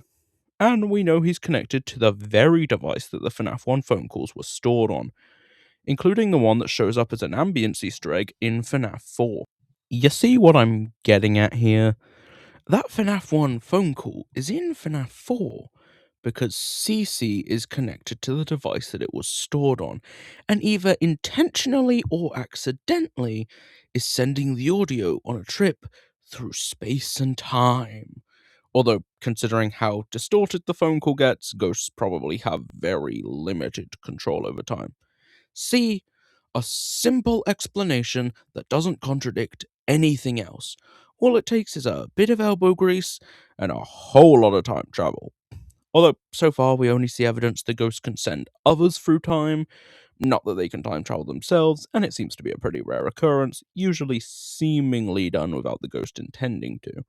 Anyway, if CC does possess the nightmares, then it's possible that their circuit boards were scanned into help wanted, considering that we never see them get dismantled or destroyed or anything. They're probably just chilling in the nightmare chambers, nightmare blunt rotation, and if Fazbear are looking for animatronics to take circuit boards from, they'd probably find the nightmares, especially if the scooping room in Ruin is the scooping room, you know? Because then the nightmare chambers would be literally under the Pizzaplex. Plus, CC would already possess a rabbit animatronic in that case. Two, actually. Because I do know someone who really, really, really looks like me. Me. The fifth and final way that CC could have possessed Glitchtrap comes from this dual process theory video. Watch it for yourself because I'm not reiterating it here, but basically they argue a very convincing case that the Fredbear plush is actually M3. They point out that when Glitchtrap possesses Vanny that he turns into a plushie, for instance. They bring up the parallels to the Mycelium Man and explain how William would have used this to watch his kids while he's busy. By the way, genuinely crazy that out of Henry, Edwin, and William is the one who actually lets another human watch his kid. Yes, he may also have used a mimic Fredbear plush, but he did have Michael, who I'm pretty sure is a human, watching CC. Unlike Henry and Edwin, who, as far as I can tell, used exclusively human-sized robots. Unfortunately, apples and trees, I guess child murder runs in the family, so it didn't really pan out, but, there was an attempt. Anyway, if dual process theory's theory did convince you, if you haven't seen it, feel free to click off and watch it, then I think there's a decent argument to be made that CC simply possesses the Fredbear plush, and when M3 gets uploaded from the plush into Help Wanted, that he takes the form of Glitchtrap. You could also apply this logic to Yendo, in fairness. Yendo works like Golden Freddy and Sister Location's custom night, after all. Of course, if I'm right about mimics needing a soul, this gets a bit questionable. I guess someone else could have already been possessing the Fredbear plush and later moved on, leaving just CC. Or maybe CC's fear and sadness were enough to make M3 work. We know William was experimenting with emotions, and Pit Bonnie, an Agony monster, seems to have William's consciousness, so maybe mimics can also use emotions like Agony to work. And yes, all human emotions can do what Agony does, Agony is just the most effective. You may not, strictly speaking, need a human soul. Emotions might be able to be used as a human soul substitute. In case someone's vegan. So, there's a lot of ways that CC could have gotten uploaded into Help Wanted, a genuinely suspicious amount, in fact. But why is CC murdering children? What is his motivation? You construct a weapon. Look around you. Can you form some sort of rudimentary lathe? A lathe? Get off the line, guy! Alexander, you're my advisor. Advise me! Well, you're just gonna have to figure out what it wants. What is its motivation? It's a damn rockbuster. It doesn't have motivation. See, that's your problem, Jason. You are never serious about the craft.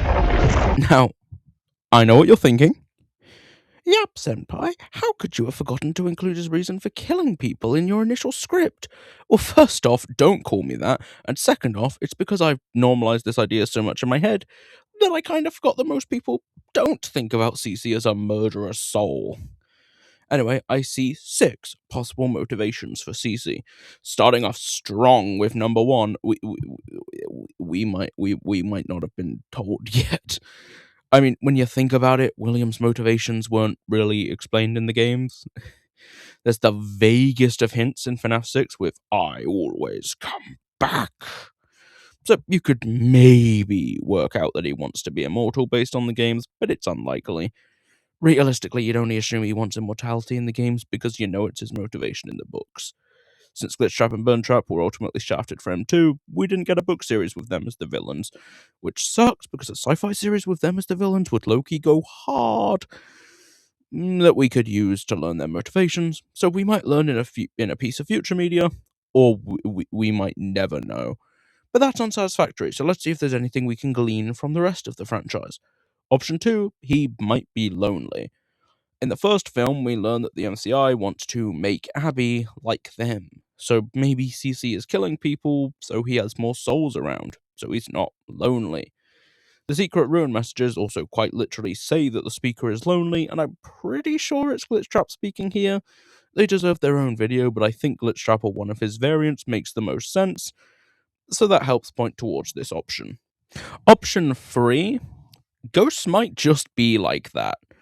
Before I say any more about this, I want to make something clear. The MCI are victims. They are scared and angry, murdered children. They are not evil like Afton is.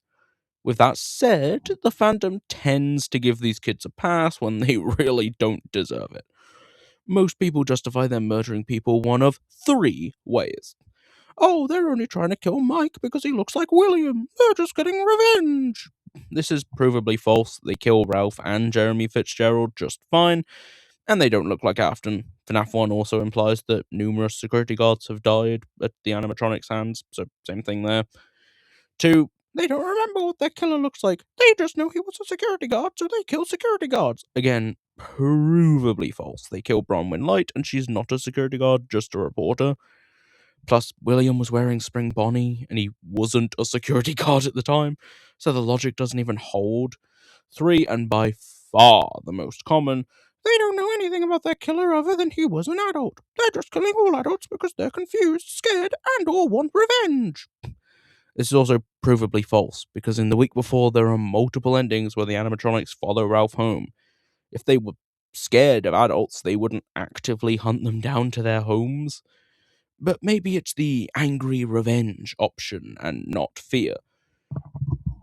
Maybe they just kill all adults because they think all adults are their killer. This is possible, but has one major flaw. They also kill Ralph's daughter, Capella. And this isn't even a case where Capella is a teenager, so they might think she's an adult. She's 11. There is no way these souls think she's an adult, and yet they kill her in multiple endings. And you can't even argue that maybe they're not aware and can't understand what they're doing. Once again, in the week before, Ralph screws back on Bonnie's head at one point, and later that night, Bonnie has a chance to kill him, but chooses not to as an act of mercy, implied to be because Ralph fixed his head. Why would Bonnie spare Ralph if he didn't understand what the harm of killing him was? This also proves that they aren't just rage-filled animals that kill anything that moves. They are very intelligent and very aware of their surroundings, which is also probably why they don't kill guests and employees during the day. These ghosts clearly understand what they're doing when they kill people, and they're more than happy to murder children. So either William just so happened to murder 5 children who all would have grown up to be murderers like him anyway, which I find highly unlikely, or ghosts are just like that. This is supported by the White Tiger in Secret of the Mimic, very likely being David. He's killing Arnold because ghosts just do that.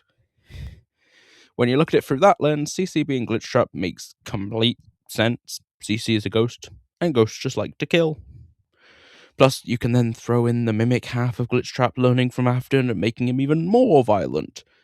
Even if you want to say that David in Secret of the Mimic is just playing and doesn't intend to harm Arnold, but doesn't know his own strength, which is a completely valid interpretation, and that the MCI are only violent because they were murdered, I've got news for you, bucko. CC was also murdered. Or manslaughtered, but I don't honestly think CC would see a difference. We, as the players, all know that Michael didn't intend to kill CC, and that he felt so guilty about it and spent the rest of his life trying to atone, but CC doesn't. From CC's perspective, his older brother, someone he should have been able to trust, tormented him every single day, and then one day he killed him. If you're CC, you're thinking he did it intentionally, or at the very least that he didn't care. A lot of the fandom kind of acts like CC would just forgive Michael, and they'd be on the same page, and everyone would hug, and they'd all be kumbaya, but no, he wouldn't. CC has every right to be just as angry and vengeful as any of the MCI do, if not more. The MCI were killed by a total stranger, probably, mostly. CC was tormented every day, and then killed by his own brother. That's much more personal, on top of the torment he was already suffering. So, yeah, I think he'd be just as murderous as the MCI, and therefore him being Glitchtrap makes sense. Option 4, William's influence. You may have noticed, I didn't use the movie as evidence when talking about the MCI being willing to kill children, even though they are willing to kill Abby in the first film. That's because in both the films and the books, the MCI are only murderous because of William manipulating and controlling them through the Spring Bonnie persona. That look in your eyes irritates me. Hold him there. After the peasant, it's his turn to die.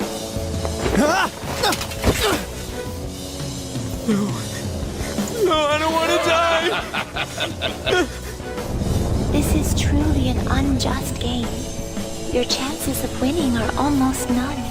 But if my voice is reaching you, there may yet be a possibility open to you. What's the matter? Are you simply going to watch? Are you forsaking him to save yourself? Death awaits him if you do nothing. Was your previous decision a mistake then?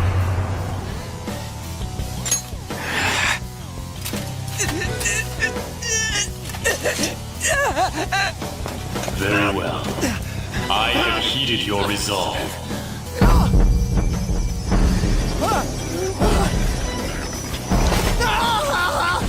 Vow to me.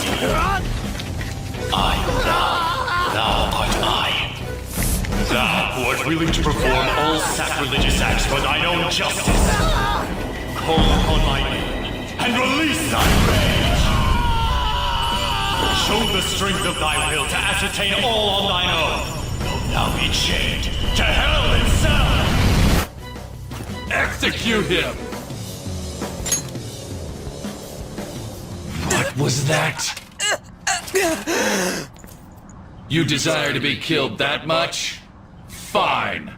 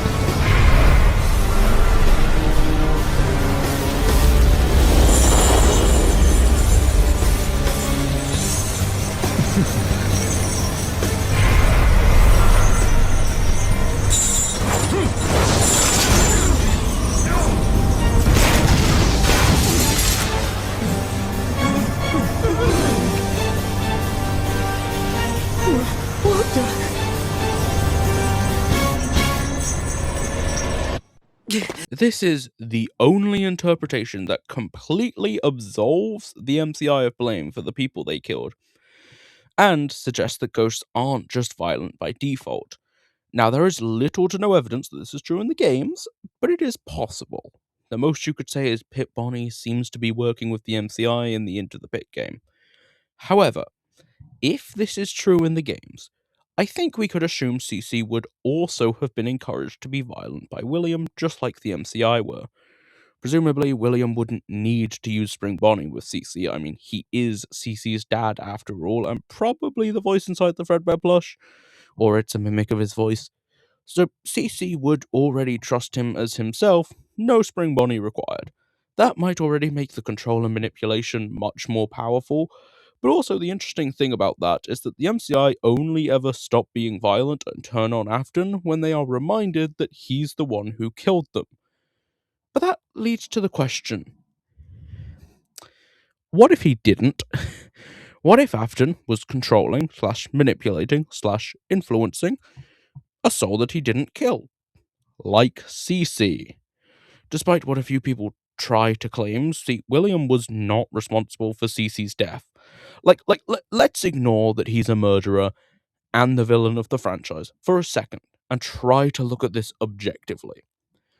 William is a seemingly single father in the 80s, mind you, who has a very busy job. He has one younger son and one older, presumably teenage son. While he certainly could have made more of an effort to put time aside for his kids, I don't exactly think it was unreasonable of William to expect his teenage son to, not kill his younger brother. I mean, call me crazy, but that doesn't seem like a high bar of expectation. Michael is ultimately the one who killed Cece, and even if you want to go the whole Fredbear killed him and the maker of the robot is responsible, William didn't make that robot either. Kind of, Henry is more likely. The books at least say Henry created the first set of animatronics, which would include the spring locks, so William probably didn't even make the robot that killed him, so, he's not responsible at all. Except for being negligent, but, again, not a high bar of expectation to expect Michael to not kill his brother. Michael is ultimately the one who killed Cece, so theoretically revealing that William killed the MCI wouldn't stop him having control or influence over Cece. Especially since Cece would have seen him kill the MCI and would already have known that. So even though the MCI eventually turn on William, it's quite possible that Cece didn't, which is why he's still killing kids as Glitchtrap. This is also bolstered by the movies where both of William's kids were helping him achieve his goals, and in the books, he even has Elizabeth help him while she's possessing Baby. So the idea that one of his dead kids would be helping him as a ghost is certainly on the table. It's just which kid is helping him that changes. You can even argue that this is why Shadow Freddy lures the FNAF 1 animatronics to William in the Follow Me minigames. Shadow Freddy is a version of Golden Freddy, so presumably they're connected, but maybe it's a CC connection. Of course, this explanation does depend on William influencing the FNAF 1 animatronics in the games, which has very little evidence beyond the fact that it happens repeatedly in other forms of media.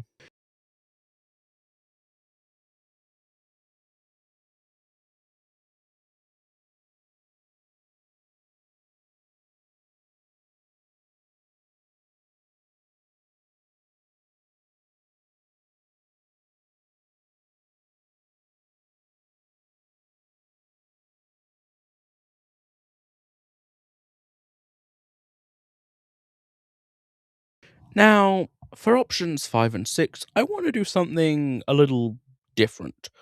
Let's look away from the FNAF universe for a second and look towards real life psychology.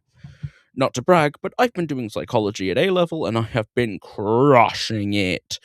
Option 5 is that it's nature or nurture. There are 4 key approaches to psychology, and I intend to prove to you how they would all explain how Cece being a murderer actually makes complete sense. First off, learning approach. Easy. Social learning theory states that we learn behavior through observation and imitation of role models, such as parents and older siblings. Basically, monkey see, monkey do, except the monkey is you. This is the reason the cycle of abuse happens. You observe an abusive behavior from a young age, potentially, unfortunately, even experiencing it, and you learn to imitate that behavior as you grow. If you're Cece, William, and to a lesser extent Michael, would be role models. And so, what would Cece learn? From Michael's treatment of him, he'd learn to torment and kill people, and from William, well, when he was alive, he'd probably mostly learn neglect. The books go a bit more into William being abusive to his kid, or the books and the movie, in fairness, So maybe some abuse as well, but mostly probably neglect. But once Cece is dead, what would he see? He'd see William kill the MCI, even stuffing one of them in the very animatronic that he possesses. So from older members of his family, he'd learn violence, not unlike the Mimic. And since Cece seems to be a fairly young boy, Mike and Will would be his main two role models, as his mum's probably dead or gone, and he probably hasn't formed any other major connections in his life so far. So he'd observe and imitate their violent and cruel behaviors. This Astral Spiff clip is like a weirdly good example of this. My oldest brother was a little bit of a bully, and he never let me and Megan believe in Santa. So I have no memory of believing in Santa, Easter Bunny, Tooth Fairy, none of that. Why are the That shit lights was still out? not okay. Did he put your head in a bear? No, but he once hung me by my feet over like a 20-foot drop onto concrete. But that's because his dad, who's not around, did it to him, but over a bridge. The biological approach is pretty easy to explain. It's based on how your biology impacts your psychology. The MAOA, or warrior gene, is a gene that causes a person to have a lower than average amount of MAOA. MAOA is an enzyme in the brain that breaks down neurotransmitters like dopamine and serotonin. So naturally, the MAOA gene leads to a surplus of those neurotransmitters. This is not ideal, because having too much dopamine and serotonin leads to overactivity in the brain, which leads to more aggressive behavior. The main example my class was given was a case where almost every male member of a woman's family had been arrested for some kind of violent crime, and she was bringing a family member to hospital to have him checked out before he went the same way. In fact, the MAOA gene's effects are even more pronounced in people who suffer some kind of childhood trauma. I'm sure you can see what I'm getting at. William is a murderer, so he could certainly have a gene that makes him more aggressive. This could also explain why Michael is such an aggressive little shit in FNAF 4, but you could also explain that as him being a, teenager. And it would, of course, explain why Cece is killing people as Glitchtrap. It could also explain why Elizabeth is so willing to kill in FNAF 6. Like, Sister Location, fair enough, she wants out, but FNAF 6? She's just in it for the love of the game at that point. Fun fact, doing some fact-checking for this section of the script, I even found a statistic that men are 3 times more likely to have the MAOA gene than women, and there are 3 times as many Afghan men as women, so that's a fun coincidence. Of course, this is very baseless speculation, since I can't exactly sequence their genomes to prove it. And of course, not every violent person has this gene, and not every person with this gene is violent. I don't want to be making sweeping generalizations here. The social approach is more about how we act in groups and go about our relationships with other people. The main explanation for aggression in this approach is that it's a result of conformity. You act a certain way to be in the in-group, so if the other souls are murdering, then Cece would carry out the same behavior to be part of that social group. If he internalized, keyword, need that for your exams, that violent behavior, then he would carry it on even when the other souls aren't there. Fourth and final approach, the cognitive approach. This would explain it as a result of the hostile attribution bias. A bias being an error in information processing, naturally. The specific bias is one in which we assume other people's behavior is inherently aggressive when it isn't, and so act more aggressive as a result. We develop schemas, which you can basically just explain as expectations.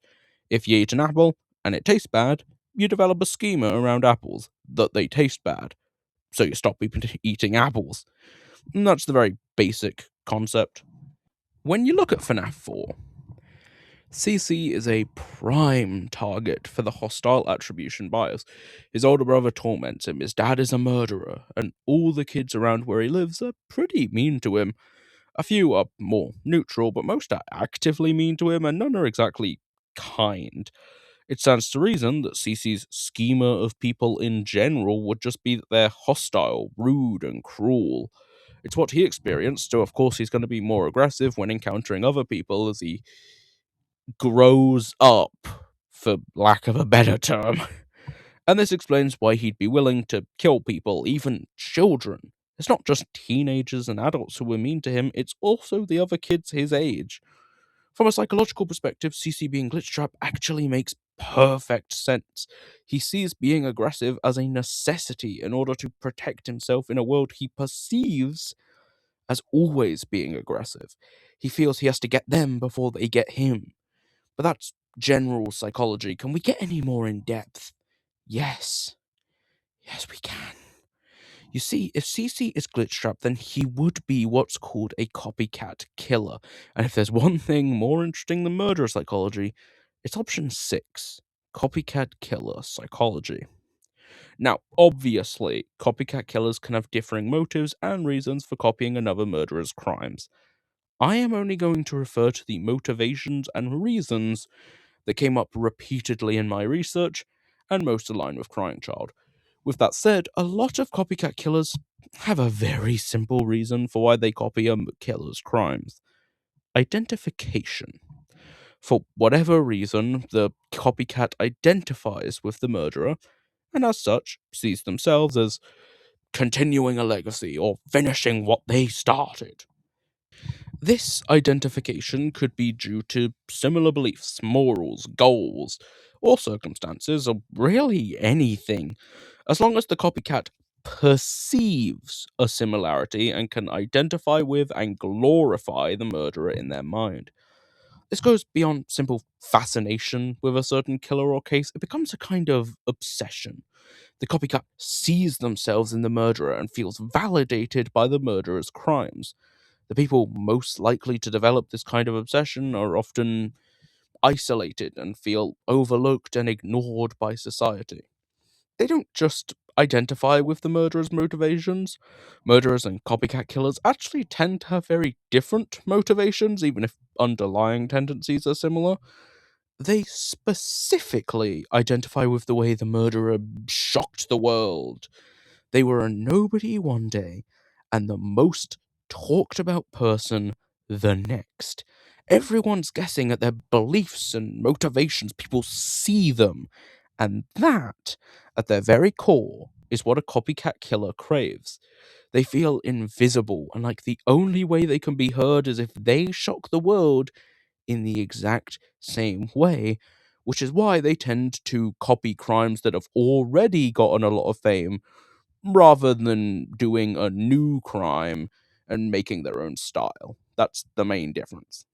They feel looked over by the world and want to be noticed, and in their minds, copying a case that already got attention is the best way to do that. And Crying Child fits this exact description. It's really not hard to see how he would identify with William. They are literally father and son. While I couldn't find any cases of a child of a murderer being a copycat, Cece identifying with William makes sense even beyond their familial connection. Cece's closest friend is the Fredbear plush who, surprise, surprise, is William, or a mimic of him. Whether Cece knows it or not, he is building a relationship and trust in William to the point where the Fredbear plush practically acts as his internal monologue. So the identification makes complete sense. Plus, Cece being William's son would certainly tie into the idea of continuing a murderer's legacy. The sins of the father carried on by the son, which, by the way, is literally what we see in the FNAF movie too. William is gone for now, and his son takes over and starts killing. It's just which son that changes. As for being isolated, yup. Remember what I said earlier? None of the other kids his age where he lives, so he presumably sees them quite often, really care that he's there. They're either outright mean or completely indifferent and just doing their own thing. None of them seem to be actual friends with him. His father is out at work, so he rarely sees him in person, and Michael is outright cruel to him. He is as alone as you could possibly be. He's also literally unheard both times he speaks in FNAF 4. He begs to be let out of the spare parts room, but he isn't for seemingly quite a few hours at least. And during the Bite of 83, he's begging to be put down for Michael to stop. But he doesn't. Then he's dead. Literally an unseen, invisible ghost. At least until the MCI come along 2 years later, and even then, Golden Freddy is always so separate from the others. Isolated once more. Is it really any wonder that at some point CC would decide to force the world to hear him? Is it any wonder he would force himself to be seen, to be noticed? He saw the attention that William's crimes got, and he wants that attention. And in the end, he gets it. Vanny's crimes are reported on, in short, from any psychological perspective, from copycat killer psychology to the various different approaches. CC is a perfect fit to be a copycat killer like Glitchtrap. Now, I do want to pause here for a moment and just say once more that all of this psychology refers to trends and risks, not guarantees. None of what I have said here today proves that you are or will be a murderer. You could fit every description I mentioned here. You could be a lonely, unseen, MAOE gene-carrying person from an abusive household that only taught you violence and who are surrounded by people who are violent. And that does not mean that you will be a murderer or will be violent at all. At the end of the day, you have free will, and you choose what actions you take. Who you are is not determined by genetics or learnt behavior or your friend groups. It's all down to who you want to be. These are odds, risk factors, statistics. And odds can be defied. I'm merely pointing out that real world psychology does support the idea of CC being Glitchtrap. With all of that said and done, I'm sure you can see why and how Glitch Crying Child could, would, and did become Glitchtrap. So now it's time for a few pieces of evidence I forgot to mention because I am incompetent, or that have arisen since that further supports this theory. I mentioned dual process theories, M3 theory before, but all of the evidence linking the Fredbear plush to Glitchtrap would also link Glitchtrap to CC. So yeah, that helps. This is totally a stretch, but in FNAF World, Fredbear, who CC possesses, has the move Mimic Ball. I mean, no way Scott planned that, but it does work out. Then I forgot when talking about VIP to mention that Devon and Ike are very Mike and CC coded. Older brother hates younger brother, reluctantly watches him, tries to get rid of him, and so on. And interestingly, VIP, who is likely Glitchtrap, favors Ike, the younger brother. Obviously, he's willing to kill them both, but I do find VIP's insistence on favoring Ike and ruining Devon, the older brother who doesn't want to watch his younger brother's day, fascinating. It's almost like there's something personal there for VIP. And of course, there is. It reminds him of his own childhood. Also, Golden Freddy, a very clearly haunted version of the animatronic, not just a recreation, appears in AR. As probably the most powerful enemy, being able to randomly use 3 of the gimmicks of the other animatronics in that game. And the animatronics in AR are controlled by Glitchtrap. How could Glitchtrap control Golden Freddy? Like, I mean, again, like, this Golden Freddy is pretty fucking haunted. And, like, they said they couldn't make Mangle walk on walls. Like, they couldn't create a recreation of Mangle that could walk on walls, but you're telling me they could create a recreation of Golden Freddy who could do that? Like, get the fuck out of here. Like, that thing is haunted. So, like, how would Glitchtrap be able to control Golden Freddy? Unless Golden Freddy and Glitchtrap are actually the same soul. And he's able to use all the other animatronics gimmicks because he controls them. Like, it works out perfectly. Then there's the FNAF 2 movie. Quick review. Personally, I loved it. Caught myself smiling at multiple points, and I found Puppet's possession power to be super cool. I'll make a video on it, but I heavily disagree that it contradicts her character in the games. Film Charlie is still a protector of kids in her own eyes. She sees adults as harmful, and so killing the kids, especially parents, protects the kids in her twisted worldview. It's a different take on her role as protector, for sure, painting it in a much darker and more nuanced way, but that role is still definitely there. It's just that she doesn't have an MCI to protect like she did in the games, so she stews in bitterness and as a result becomes a lot darker. I really liked that take on Charlie's character, I thought it was cool. Anyway, my thoughts on the movie aside, it also helps this theory. First and foremost, it completely debunks one of my least favourite counterpoints to this theory. But Scott wouldn't present a murdered child as the villain. Blah, blah, blah, blah, blah. I hear that so much when talking about this theory, and thanks to the FNAF 2 movie, I can safely say that this is just wrong. Until the third theory comes out and reveals that Michael Afton was actually manipulating her the entire time and she wasn't a villain at all. But until that happens, I can safely say that this is just wrong. Charlotte is definitely presented as a villain here, despite being a murdered child. So Scott is clearly willing to do that. Like, there can be nuance here. She can be a villain and a victim. Also, it confirms that ghosts can possess people. Like, we already kind of knew this. It's a very common ghost power in pop culture, and in the week before, Ralph body swaps with Freddy in one ending. But, like, this is just undeniable, straight-up confirmation that ghosts can possess people. And that just makes it that much more likely that Glitchtrap, an entity that possesses people, is a ghost. It also implies that ghosts possessing people may have been on Scott's mind recently. Especially since the puppet possesses Vanessa at the end, clearly setting up for a Vanny arc. Like, does that not suggest that Vanny in the games is possessed by a ghost? Like, at least a little bit, surely. Also, I know I've previously made a video about how Vanessa and Vanny aren't the same person. But since then, I've kind of doubted the belief. Same with my video arguing Robo Gregory. I really disagree with that one, actually. I go back and forth on Vanessa being Vanny, frankly. I'm kind of in two minds about the whole thing. One mind says that they aren't the same because the evidence in the game suggests that, like, their backstories don't line up, the lost and found section, the fact Vanny graffiti is in ruin, the fire ending, and so on. But then my other mind says that Scott and Steelwall intend for them to be the same based on more meta things like merch, and now Vanessa's presumed Vanny arc in the movies, plus the bits of in-game evidence that they are the same, like her literally buying fabric to make a Vanny costume.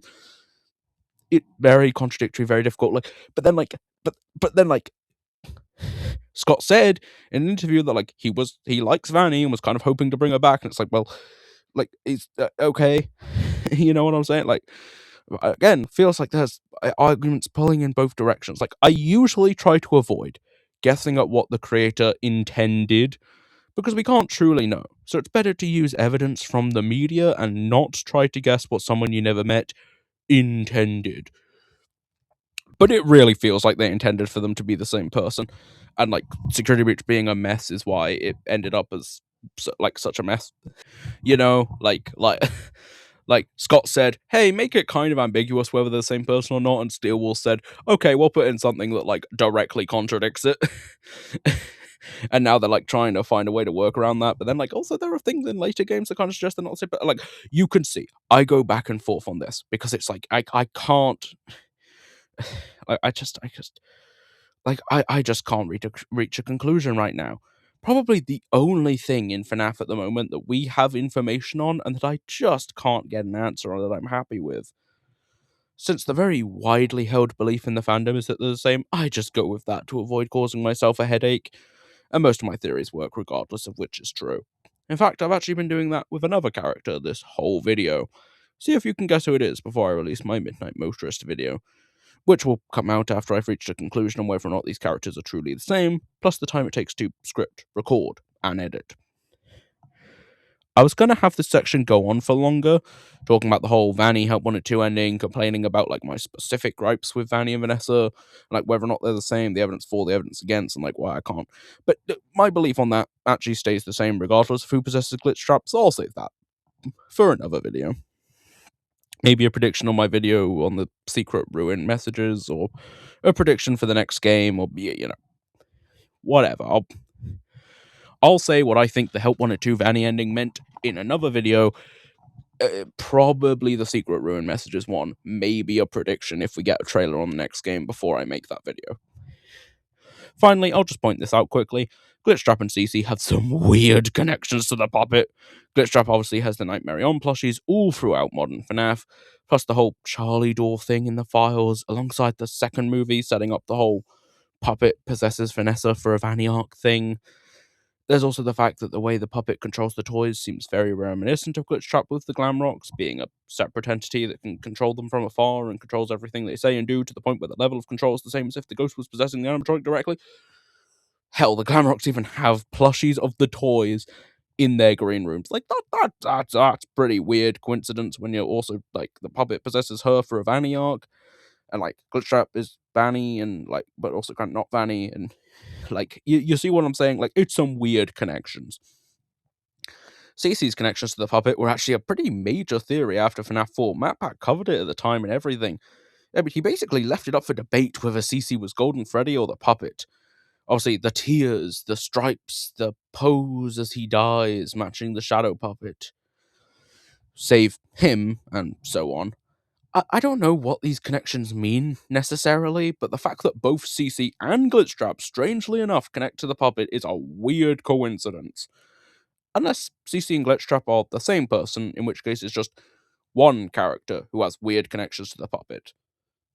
Which I will get to in another video. Now, if Garrett was revealed to possess the puppet in the movies, then I'd have argued for this connection a lot harder. But as it stands, I'll just mention it briefly, not worry about it too much. Just a brief little mention. Also, obviously, Nightmare On plushies connect to FNAF 4, and therefore Crying Child. Finally, shout out to Not Real Name Not At All. It was her that first brought to light the connections between Glamrock Bonnie and Helpy and the other souls being in UCN. I just forgot to give her credit at the time, so I hope this makes up for it. I know. Classic man. Stealing a woman's hard work and claiming it as his own. Truly, this is the patriarchy.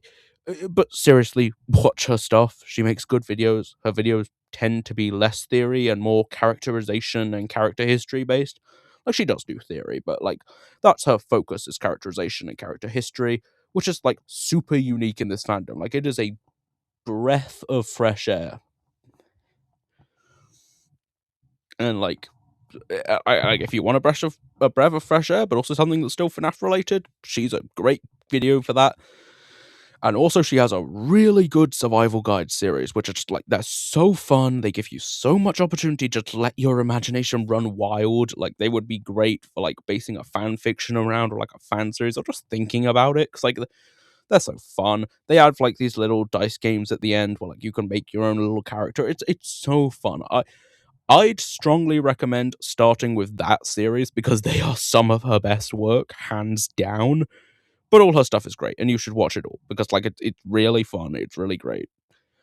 She has hot takes to it. Like, there'll be something for you, right? Like, regardless of what you like, there'll be something for you.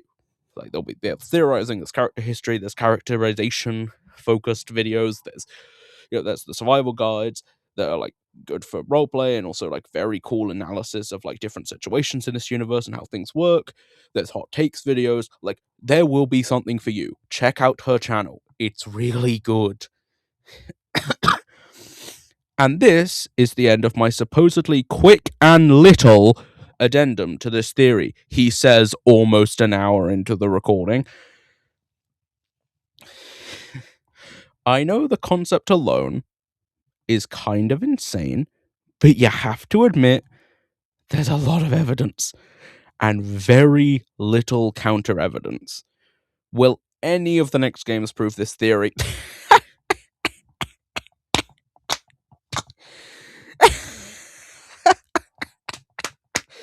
No, not in a million years. Although if they do, you gotta call me the Theory King from now on. That's the deal. That's the deal. You got it. Because, like, this... Come on. Could the next game completely disprove this theory? Yeah. Yeah. Could. I mean, I doubt they will, but they totally could. Most likely they'll be fairly neutral. Maybe we'll get a small Easter egg connection or something, but I doubt any of them will give us too much unless Vanny and Glitchtrap come back into the spotlight. Will this theory light the theorizing space on fire, cause people to declare that CC is Glitchtrap from the rooftops? No. I wouldn't hold my breath. As much as I think this is a very compelling theory, I kinda doubt that most people could get past how absurd the initial concept is. And, I'm not delusional about the size of my channel, so probably nobody will see it anyway, but hey. Next time I say CC is Glitchtrap in a comment section and someone says, "What?" I'll have a whole video to point them towards. Shout out if that's you, by the way. One that's actually scripted and not shit. Now on to the ending, where I try to express emotion, but probably fail due to my monotone voice. Fun fact, it has taken me so long to write this fucking video that between the version of this script where I added that line and the final draft, I was diagnosed with autism. Yay! And my monotone voice, the flat effect, was part of that. So there you go. Case in point. Not very expressive. Okay, listen, I know this theory sounds insane in concept alone, but I truly do feel so good about it. Like, there's so many connections between these two characters, and it just feels too intentional. Like, the post-it note room. What else am I supposed to take from that? What is going on with my mic? What else are you supposed to take from It's Me, or the post-it note room, or the tears, or it's just one too many odd coincidences, you know? I really do think I've proven that Glitchtrap is Crying Child. No, if only I could work out his name. Thanks for watching. This theory is truly special to me. In many ways, it feels like the first one that, I've come up with, all on my own. And then that makes it unique. That makes it feel special to me. And I'm just glad you, the viewer, opened your mind and gave it a go, despite the insane-sounding premise. If I haven't convinced you, that's okay. I just hope I've shown you that we don't know as much as we think we do, and that there's value into looking into crazy ideas. Sometimes they're not so crazy. Or maybe they are and I'm just insane. That's all, folks. Until next time. Ladies and gentlemen, however, put that aside, because I think together, it's you, me, my mate Troy, Lord Sugar, two frustrated men in Gillingham, we've all proved that once again, that modern life is indeed goodish. Thanks very much for watching. Good night.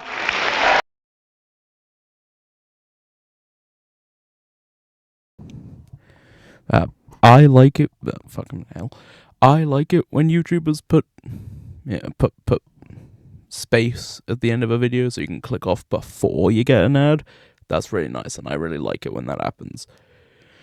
So this is your time to kind of filter out. I'm just going to show off some stuff that I like that I got for Christmas because I thought it was cool. The thing I want to start with, actually, I would like you to stick around for this.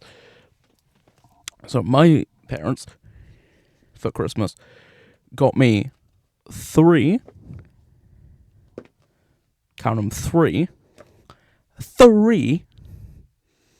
I'm still getting used to using a camera, 3 of the Fazbear Frights books, which is sick. I got a lot of FNAF stuff this Christmas, which has probably made it my favorite Christmas ever. I mean, and that says a lot. I'm a big fan of Christmas, as it is, but I got a lot of FNAF stuff this Christmas, and a lot of cool FNAF stuff, so I'm very happy about that.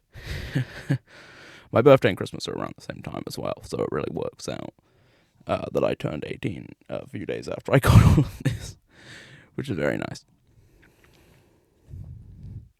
That's gonna be flipped in the record, or it's not. I don't understand how cameras work.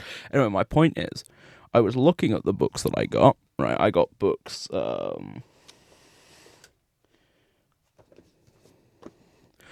I got books 5, 6, and so I got books 7, 5, and 6, right? In numerical order, of course. And I noticed that this one is Blackbird, and I was like, I'm pretty sure that's the one with the real Jake, and I was right, it is. Yeah, Jake looks back on his time before he was sick, measuring life as if he were well again. Yeah, as I was like, damn, that's pretty cool, that's one of the very lore-important stories. That's sick as fuck to get, actually. Obviously with the Stitch Wraith and everything, that's really awesome. And so I was like, well, if we've got Stitch Wraith, it would be cool if we also had the man in room 1280. Well, guess what I have? Is this the one? Yeah. In room 1280 of Hercules Hospital, something evil is keeping a man alive. A man with gruesome burns all over his body, and an iron will to live. I was like, damn, that's sick as fuck. We got, like, the 2 most lore-important stories. That's sick as fuck. I was like, you know what would be funny? If we also had Phasgoo, or In the Flesh being the Mpreg one. Well, you'll never guess. Some things must be learnt the hard way. Chris, eager to undergo the science club at school, eager to join the science club at school, agrees to undergo a grisly experiment to be accepted. Phasgoo, the Phasgoo story. He told me everything. That's sick as fuck. But wait, there's more.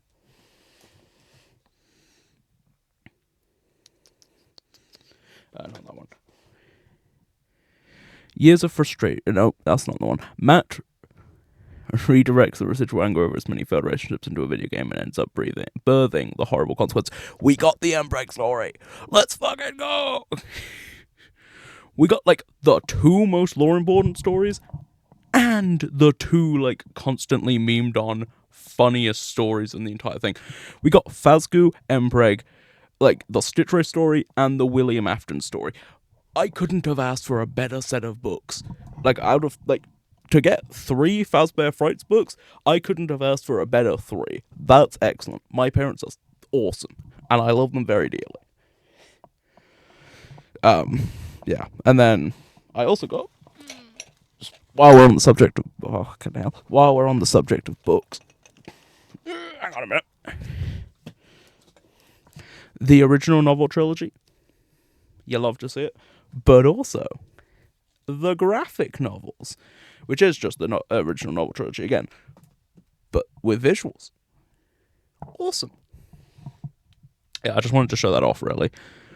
And while I'm showing off FNAF stuff, I also got, fucking hell, these, which for those of you who don't know, these are the ones that you can, sorry, I put them in a fucking plant pot. There we go. These are the ones that you can change the faces on. Ain't that sick? I got a set of the original 5 animatronics. And then also, like, a set with various other animatronics. There's Foxy. Well, Foxy and Bonnie. For Bonnie. Yeah, that's the ship name right there. That's the canon ship name. Yeah, and then it's the face part. But I also, as I said, I got a set. So I got the original, which are these bulky big ones. And then there was a set of ones. If I could find the goddamn thing. There was a set of... Here we go. Here we fucking go. And then there was a set of smaller ones. With... Hang on, let's show them off. We got Springtrap.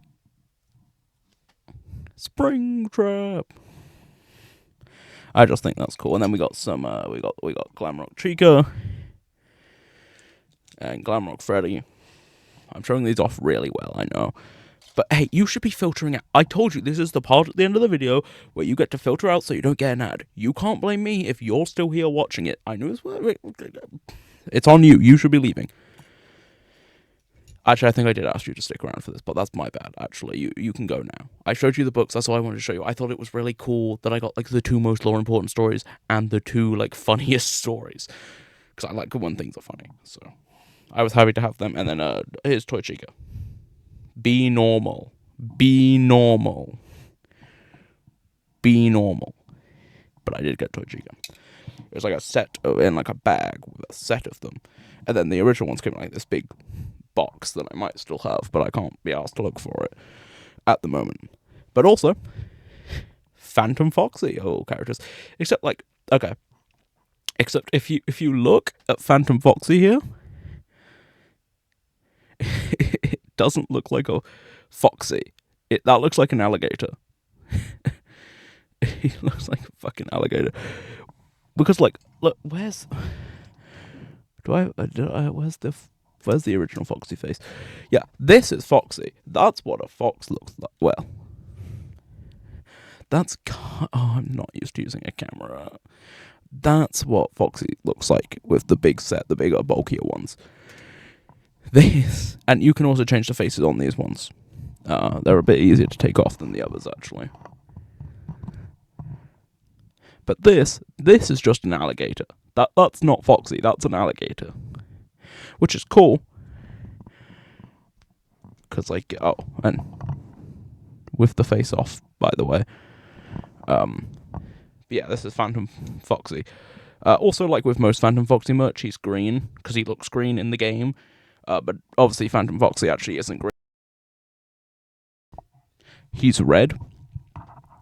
It's just the yellow-greeny light in the security office makes the Phantoms look green, and most of them are kind of green. But he's very red.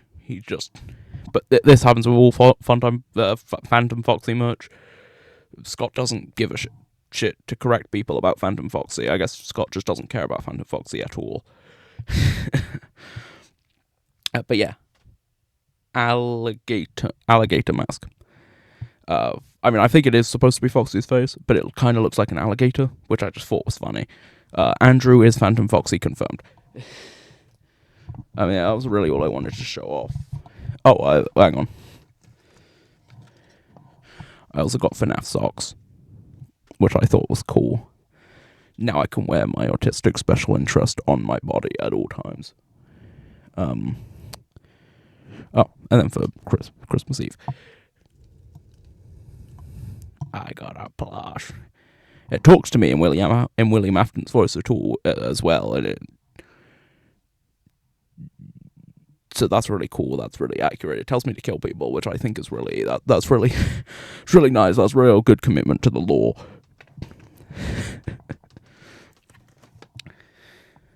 And then this, I did not get this for Christmas. I bought this for myself a while ago, and I haven't played it because I have no one to play with because I'm lonely and sad. Because I spend all my time writing FNAF theories.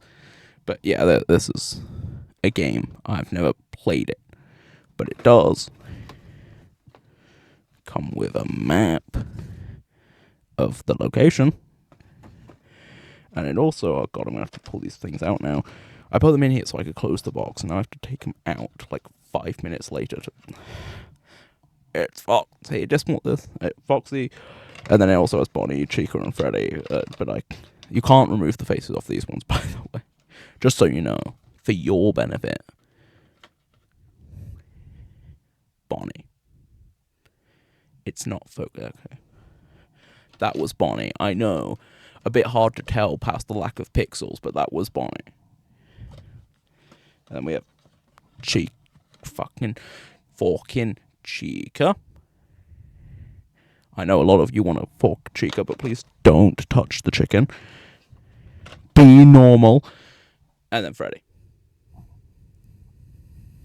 Again, I know it's hard to tell past the lack of focus, but that is Freddy.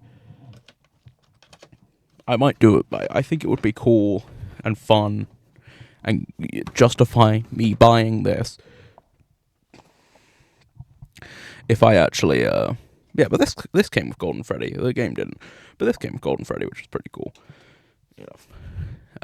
Yeah, but I just thought that was cool. It was some cool merch I got for Christmas. Show some appreciation to my parents for buying it for me.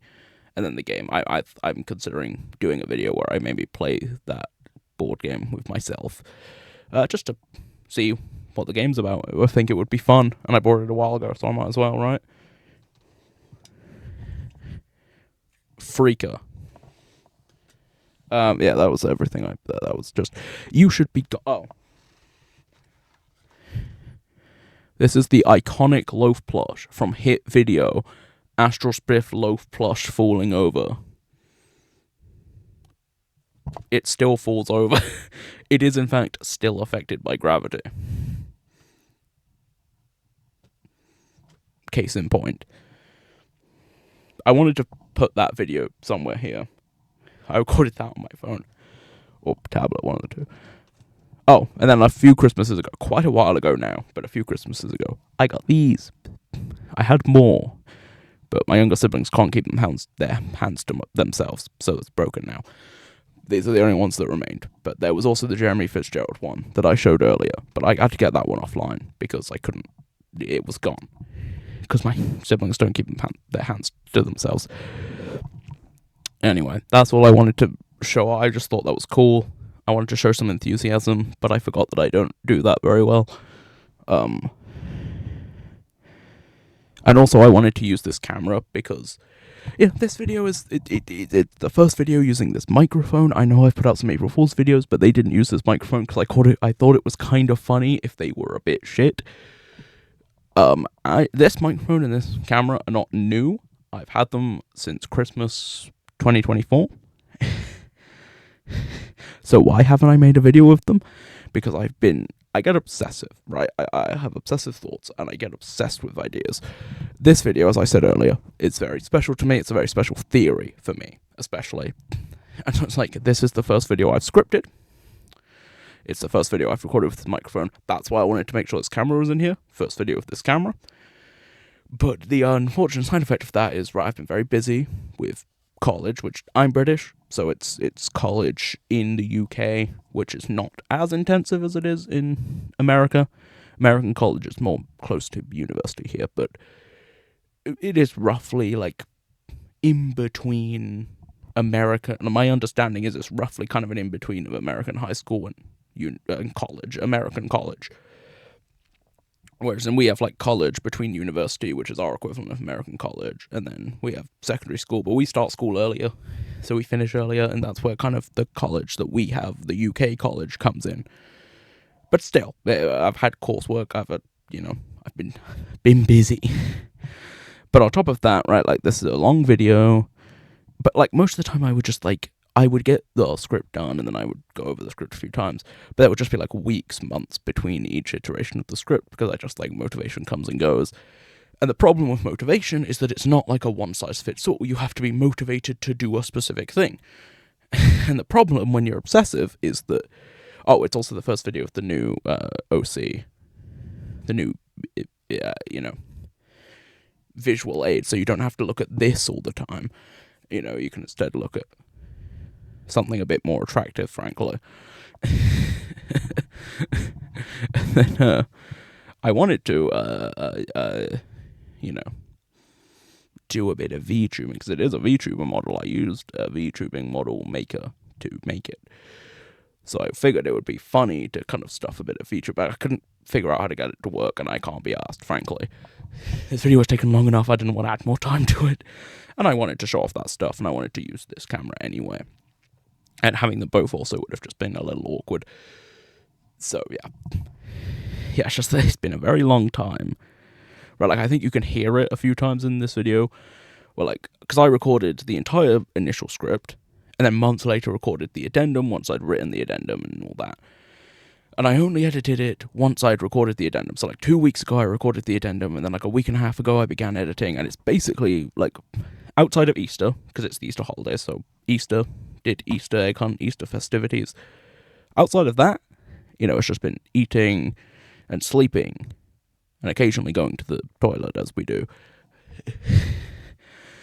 As we humans do. Those have been the only times where I've not been editing. I've basically been in it does not feel like I've spent a week and a half doing this. It feels like I've taken a few hours, because I go into a trance with motivation, right? A good way to get yourself to start doing something, I find, is just to, put on a YouTube video that you're, like, half interested in. Like, something you would watch if you weren't doing something else, but also not something you're, like, super interested in that you're going to give all your attention. And then, like, just kind of, I'm someone who pauses videos a lot and talks over them anyway, so I pause it, and then I'm like, I'll just take a look at the video, and then you let the autism take over, and you go into your motivation trance. and then you only really stop when it's either 6 in the morning, your body is yelling at you to eat, or DaVinci Resolve crashes and you realize how long you've actually been doing editing. Those are the only times you stop, because you let the trance take over. So more or less, you could say a week and a half of just nothing but editing. But it's been fine, because it hasn't felt like a week and a half, and it's actually been quite rewarding seeing it all come together. Like, you know, the Persona edit, like, and I think you see this throughout the video. Did I finish a thought? Is there a thought I haven't finished? I think it's fine. I think it's fine. I think you see it throughout the video, and I'm glad actually that it took so long, because April Fool's got to come around again, so I got to do a bit of editing, shake off the rust, get used to how DaVinci Resolve works again before doing this video. And I think even throughout this video you can see that there is there is an increase in the quality of the editing from like the beginning to the end. You know, I think the Persona edit that I did on a whim, by the way, like I wasn't even thinking about that compared to a lot of the other jokes that I had been thinking about doing for a while and had an idea of how I wanted them to look in my head.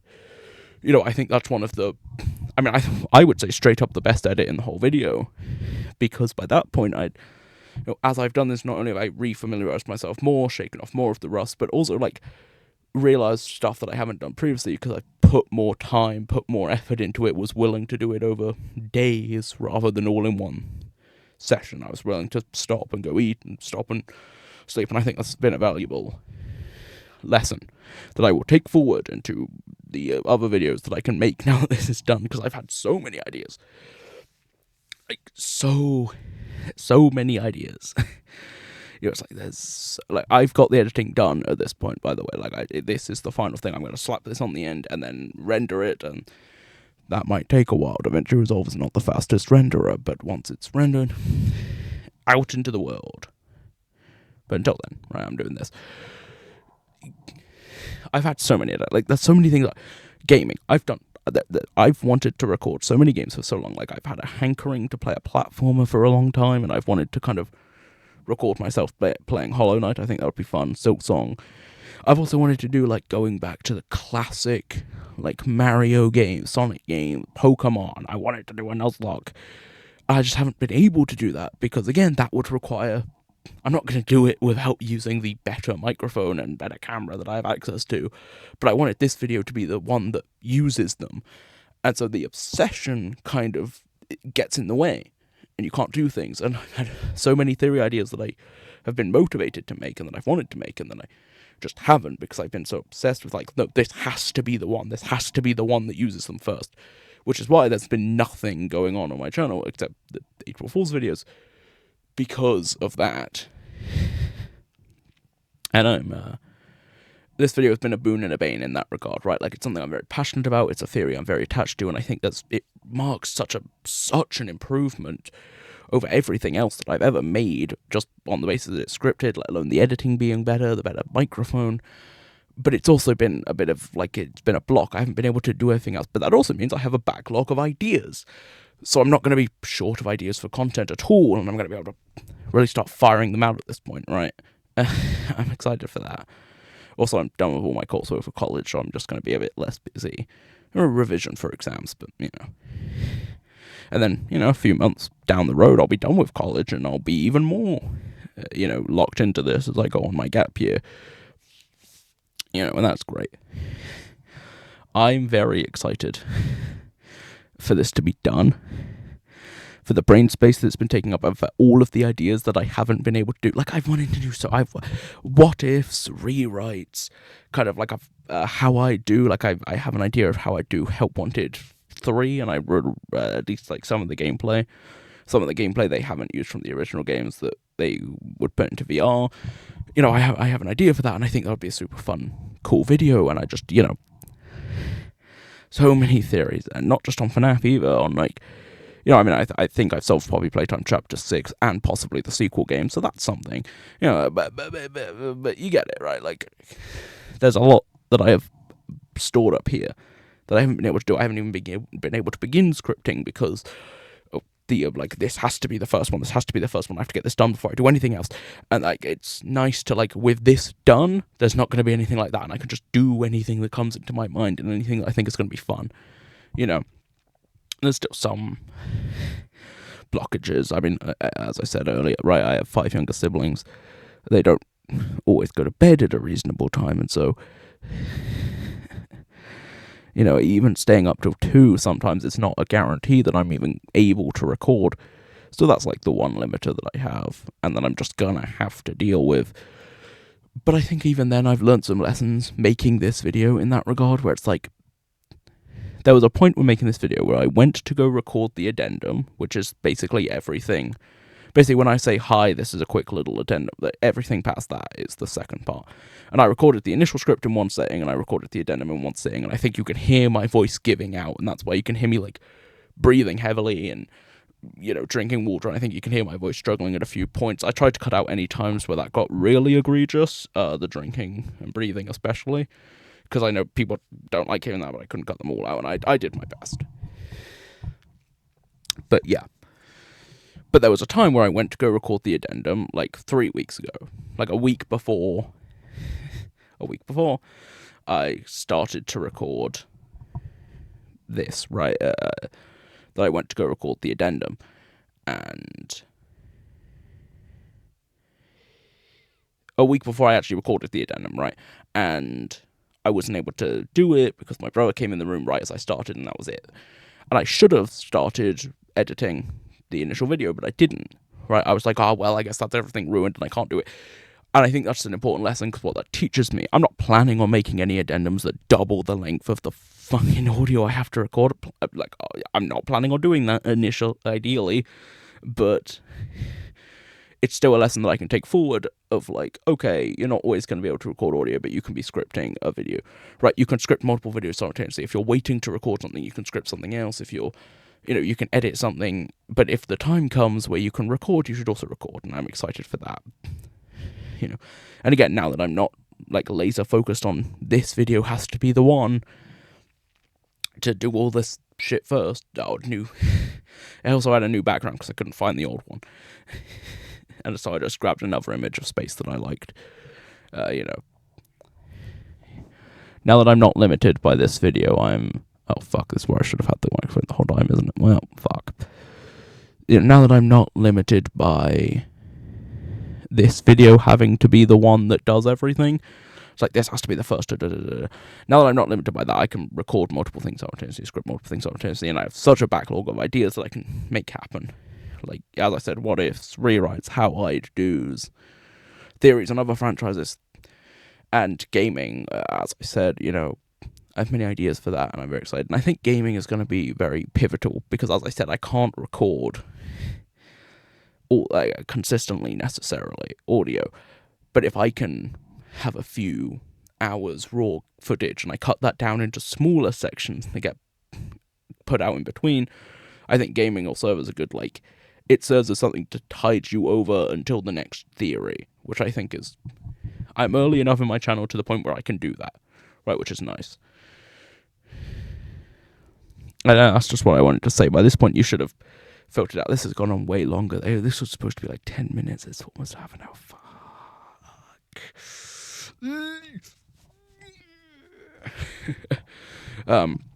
But I'll leave you with 5 FNAF theories. 5's a fitting number for FNAF. I'll leave you with 5 FNAF theories that I have, that I want to do. And most of them I mentioned in this video, right? Like, I want to do a video on the secret ruin messages. There are secret pause. When you pause ruin, there are sometimes secret messages, and I just, like, some of them are known about, but not all of them.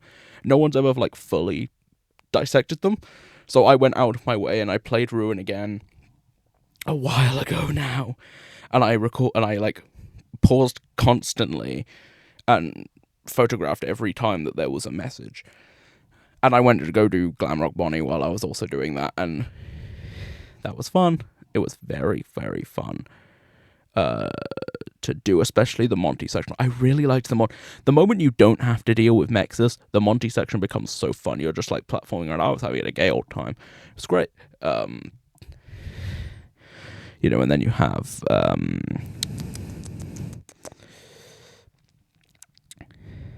fuck, what was it? Right, M1 and M2 being possessed, obviously. Midnight Motorist. Yeah, and I'm very passionate about M1 and M2 being possessed. Very passionate, just because I don't like a lot of the counter-evidence people use. I don't agree with a lot of the logic behind it. Midnight Motorist, I mentioned. For the most part, that's just the same thing everyone believes. But there was one issue I always had with that explanation that I was able to solve a while ago and that I want to put out there. But also it kind of led me to a conclusion that, like, isn't required for the theory to work. It can work if the general fandom is right, but I realised that, like, there's two characters who, like, and not William and Orange Guy, obviously, but as I said, it's the thing everyone believes about Midnight Motorist at this point, but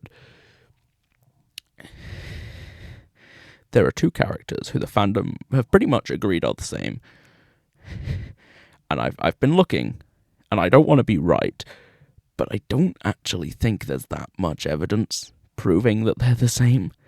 It's just a theory that's been around for so long, so, like, and I went on the internet and I couldn't find any evidence, any videos, any Reddit posts. So I'm going back to the original MatPat theories, and I'm hoping there's just a piece of evidence that I've forgotten and that I'm wrong and that I don't have to, because it would fuck a lot of shit up if these two aren't the same, frankly. You can guess who they are in the comments and you'll see when the Midnight Motorist video comes out, but just, I don't want to be right. Like, I don't want to be right that these two characters aren't the same.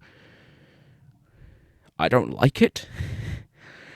But like, I've noticed the evidence might not actually be there, and it might just be something that we all agree because it's such an old theory. I'm really hoping I'm wrong. But, you know, if they're not the same, they're not the same, right? Like, what can you do?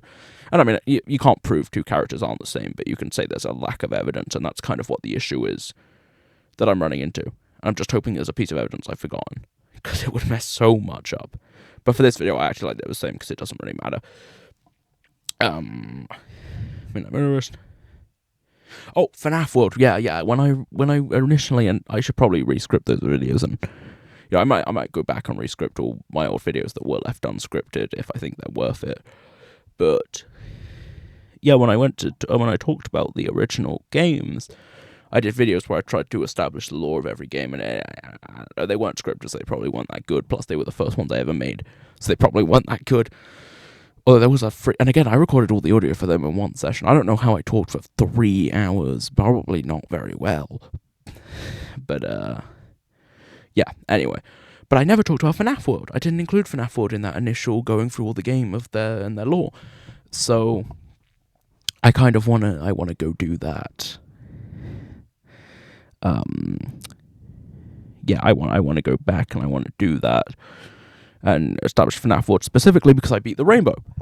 I was going for the rainbow for a while, and I finally managed to beat the rainbow in FNAF World, and it was the best I've felt in years. You know, pure elation when I beat that godforsaken light refracted through a raindrop. You know, but you know the rainbow. And specifically beat it quick enough to get the character who you get for it, beating it under a certain amount of time. Like 3 minutes, I think it's Chipper. Yeah, and that was a long time ago now, but then obviously I went to go do the ending of Update 2, and I realized something that people have missed, and like a detail that people have missed, and that, like, if you really start to, like, extrapolate the implications of that one detail, it tells you a lot, and, like, potentially, like, just solve the Death Order, which would be sick.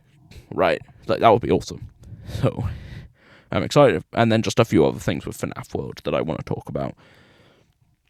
Yeah, and what was the last one?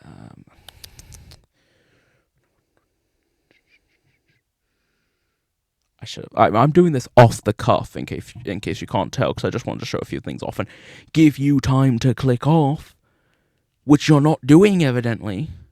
This is on you. You should have clicked off by now. I'm giving you this time so you don't run into an ad. Yeah, it might be 30 minutes long. That I'm very generous with time. Oh god, what was that? Oh, fucking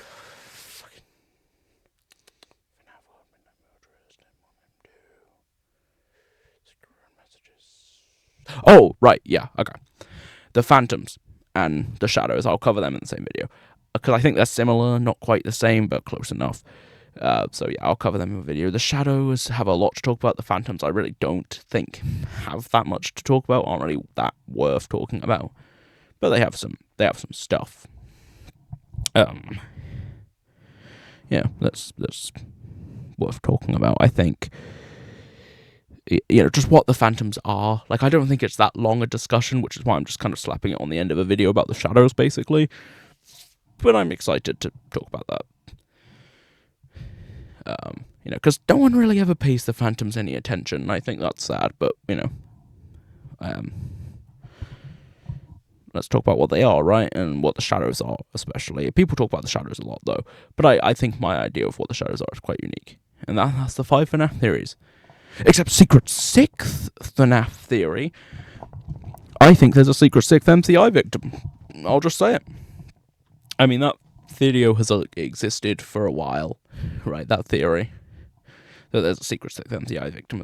It has existed for a while. But I think my take on it is very unique. I think my take on it is very unique, in fact. I've never heard anyone kind of bring this take together. It all comes together with Into the Pit, the game. That's why I even believe it. But it's not the same, like, oh, there's a secret 6th MCI victim, and it's Andrew, and Andrew is the vengeful spirit. It's not that theory, and it's not just, there's a secret 6th MCI victim, and then nothing else. Like, I think there is a secret 6th MCI victim. I don't think they're the vengeful spirit.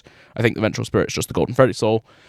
I think the secret 6th MCI victim, solves a few other things, but it really just, it solves some minor details. It's not the biggest theory in the world or anything, despite what you would think a secret 6th MCI victim would mean. I think it's just kind of, yeah. And there are other ideas I have. There were a few I considered mentioning in the 5. The 5 before the secret 6th one. Secret 6th MCI victim, secret 6th knight. It fits for FNAF, but, Yeah, I think that's everything I wanted to say. Just, this had to be a lot. Also, in terms of, and I'm really just saying this for myself, to get it out there, to put it out there into the world. This is not gonna be the usual length of video, right? Like, not only am I now going to be able to script multiple videos simultaneously, record multiple videos simultaneously, well, not simultaneously, but record the audio for multiple videos when I have the chance, they're also going to be shorter, right? A lot. Edit multiple videos at the same time, do gaming content to kind of cover the time that theories take to make, because I'm not planning on editing the gaming content that hard.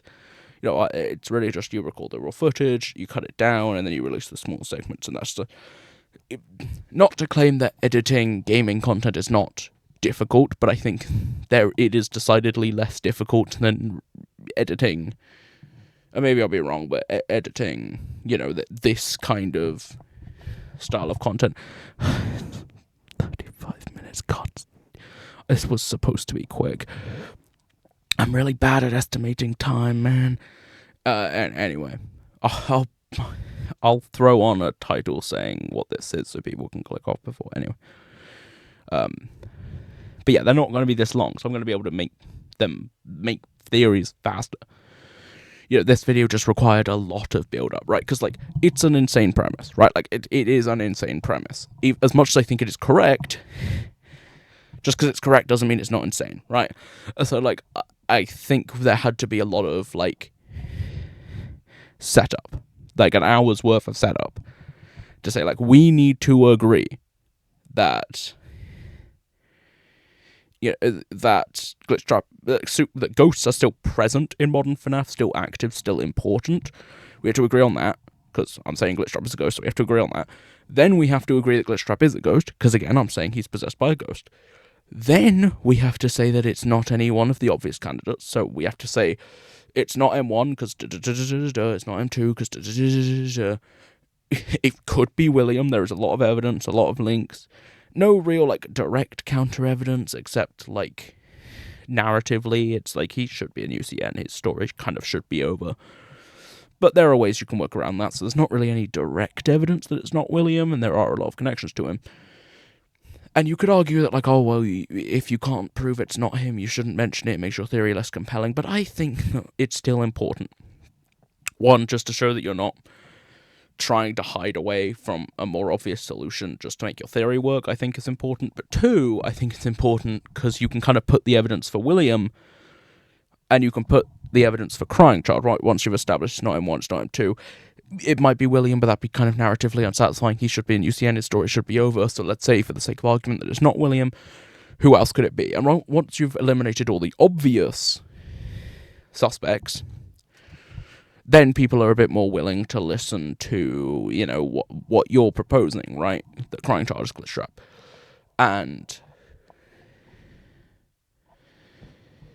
then you can kind of put the evidence of Crying Child and like, yes, William has these connections, he has this evidence, but look at the evidence of a Crying Child, it's, in my opinion, more compelling, and there's more of it, right? It's higher quantity of evidence, higher quality of evidence, and it explains more things, right? Gregory, right? Like, it explains Gregory so much better, and narratively it doesn't have the same issues that William does. So in theory, if someone has agreed with you every step of the way, they would agree with you that Crying Child is Glitchtrap, because you've been like, yes, William is still possible, there's no evidence directly disproving him, but there are some issues with it, there are some things he doesn't explain that, oh look, CC does, and he has more evidence. You know, and that's why this video had to be so long, because there had to be such a build-up. And you had to justify why CC would be killing this Glitchtrap, because a lot of people don't think of him as a murderous soul, and you have to explain how he'd get into Glitchtrap, which is why this video is so long. You know, the other videos, and I mean, I am bad at estimating time, but the other videos shouldn't be anywhere near as long, even if they have better editing, right? Like, the same or better editing, just on the basis that they should have less raw audio to edit in the first place. You know, they should be like 20, 30-minute theories, not 2-hour theories. 2 hours of raw audio, 2.5 hours actual theory, and now it's looking like it's going to be over 3 hours with this little bit at the end as director's commentary, if you will. You know, but I know putting this in the video is probably a poor idea because people aren't going to want to watch it. It's going to ruin the algorithm and the watch time or whatever, but like, I want it out there. I want this to be something out there in the universe that I can say there's going to be more, you know, and I'm going to be able to do stuff. Like, I'm saying this for me. I'm saying this and putting this in the video for me, and for me to be able to say stuff is going to happen, and I'm going to be able to, like, make all these ideas happen, and that's what I want.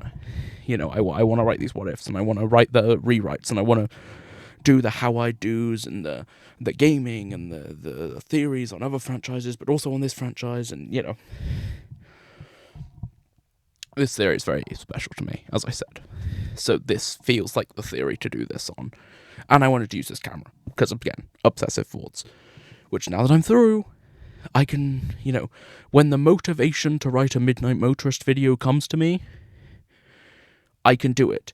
But I don't need to finish the Midnight Motorist video. If I have motivation for a FNAF World video, then I'll write that instead. Whereas in, like, this one, I had to wait for the motivation for this theory. If I had motivation for another theory, that was no good, because I couldn't do it, because my mind wouldn't let me. It's nice to be free of that. You know, so as much as I love this theory, and as much as I am proud of this video, and I'm so proud of it, there's so many good edits, I think, and so many, like, good bits that I came up with during editing and before editing.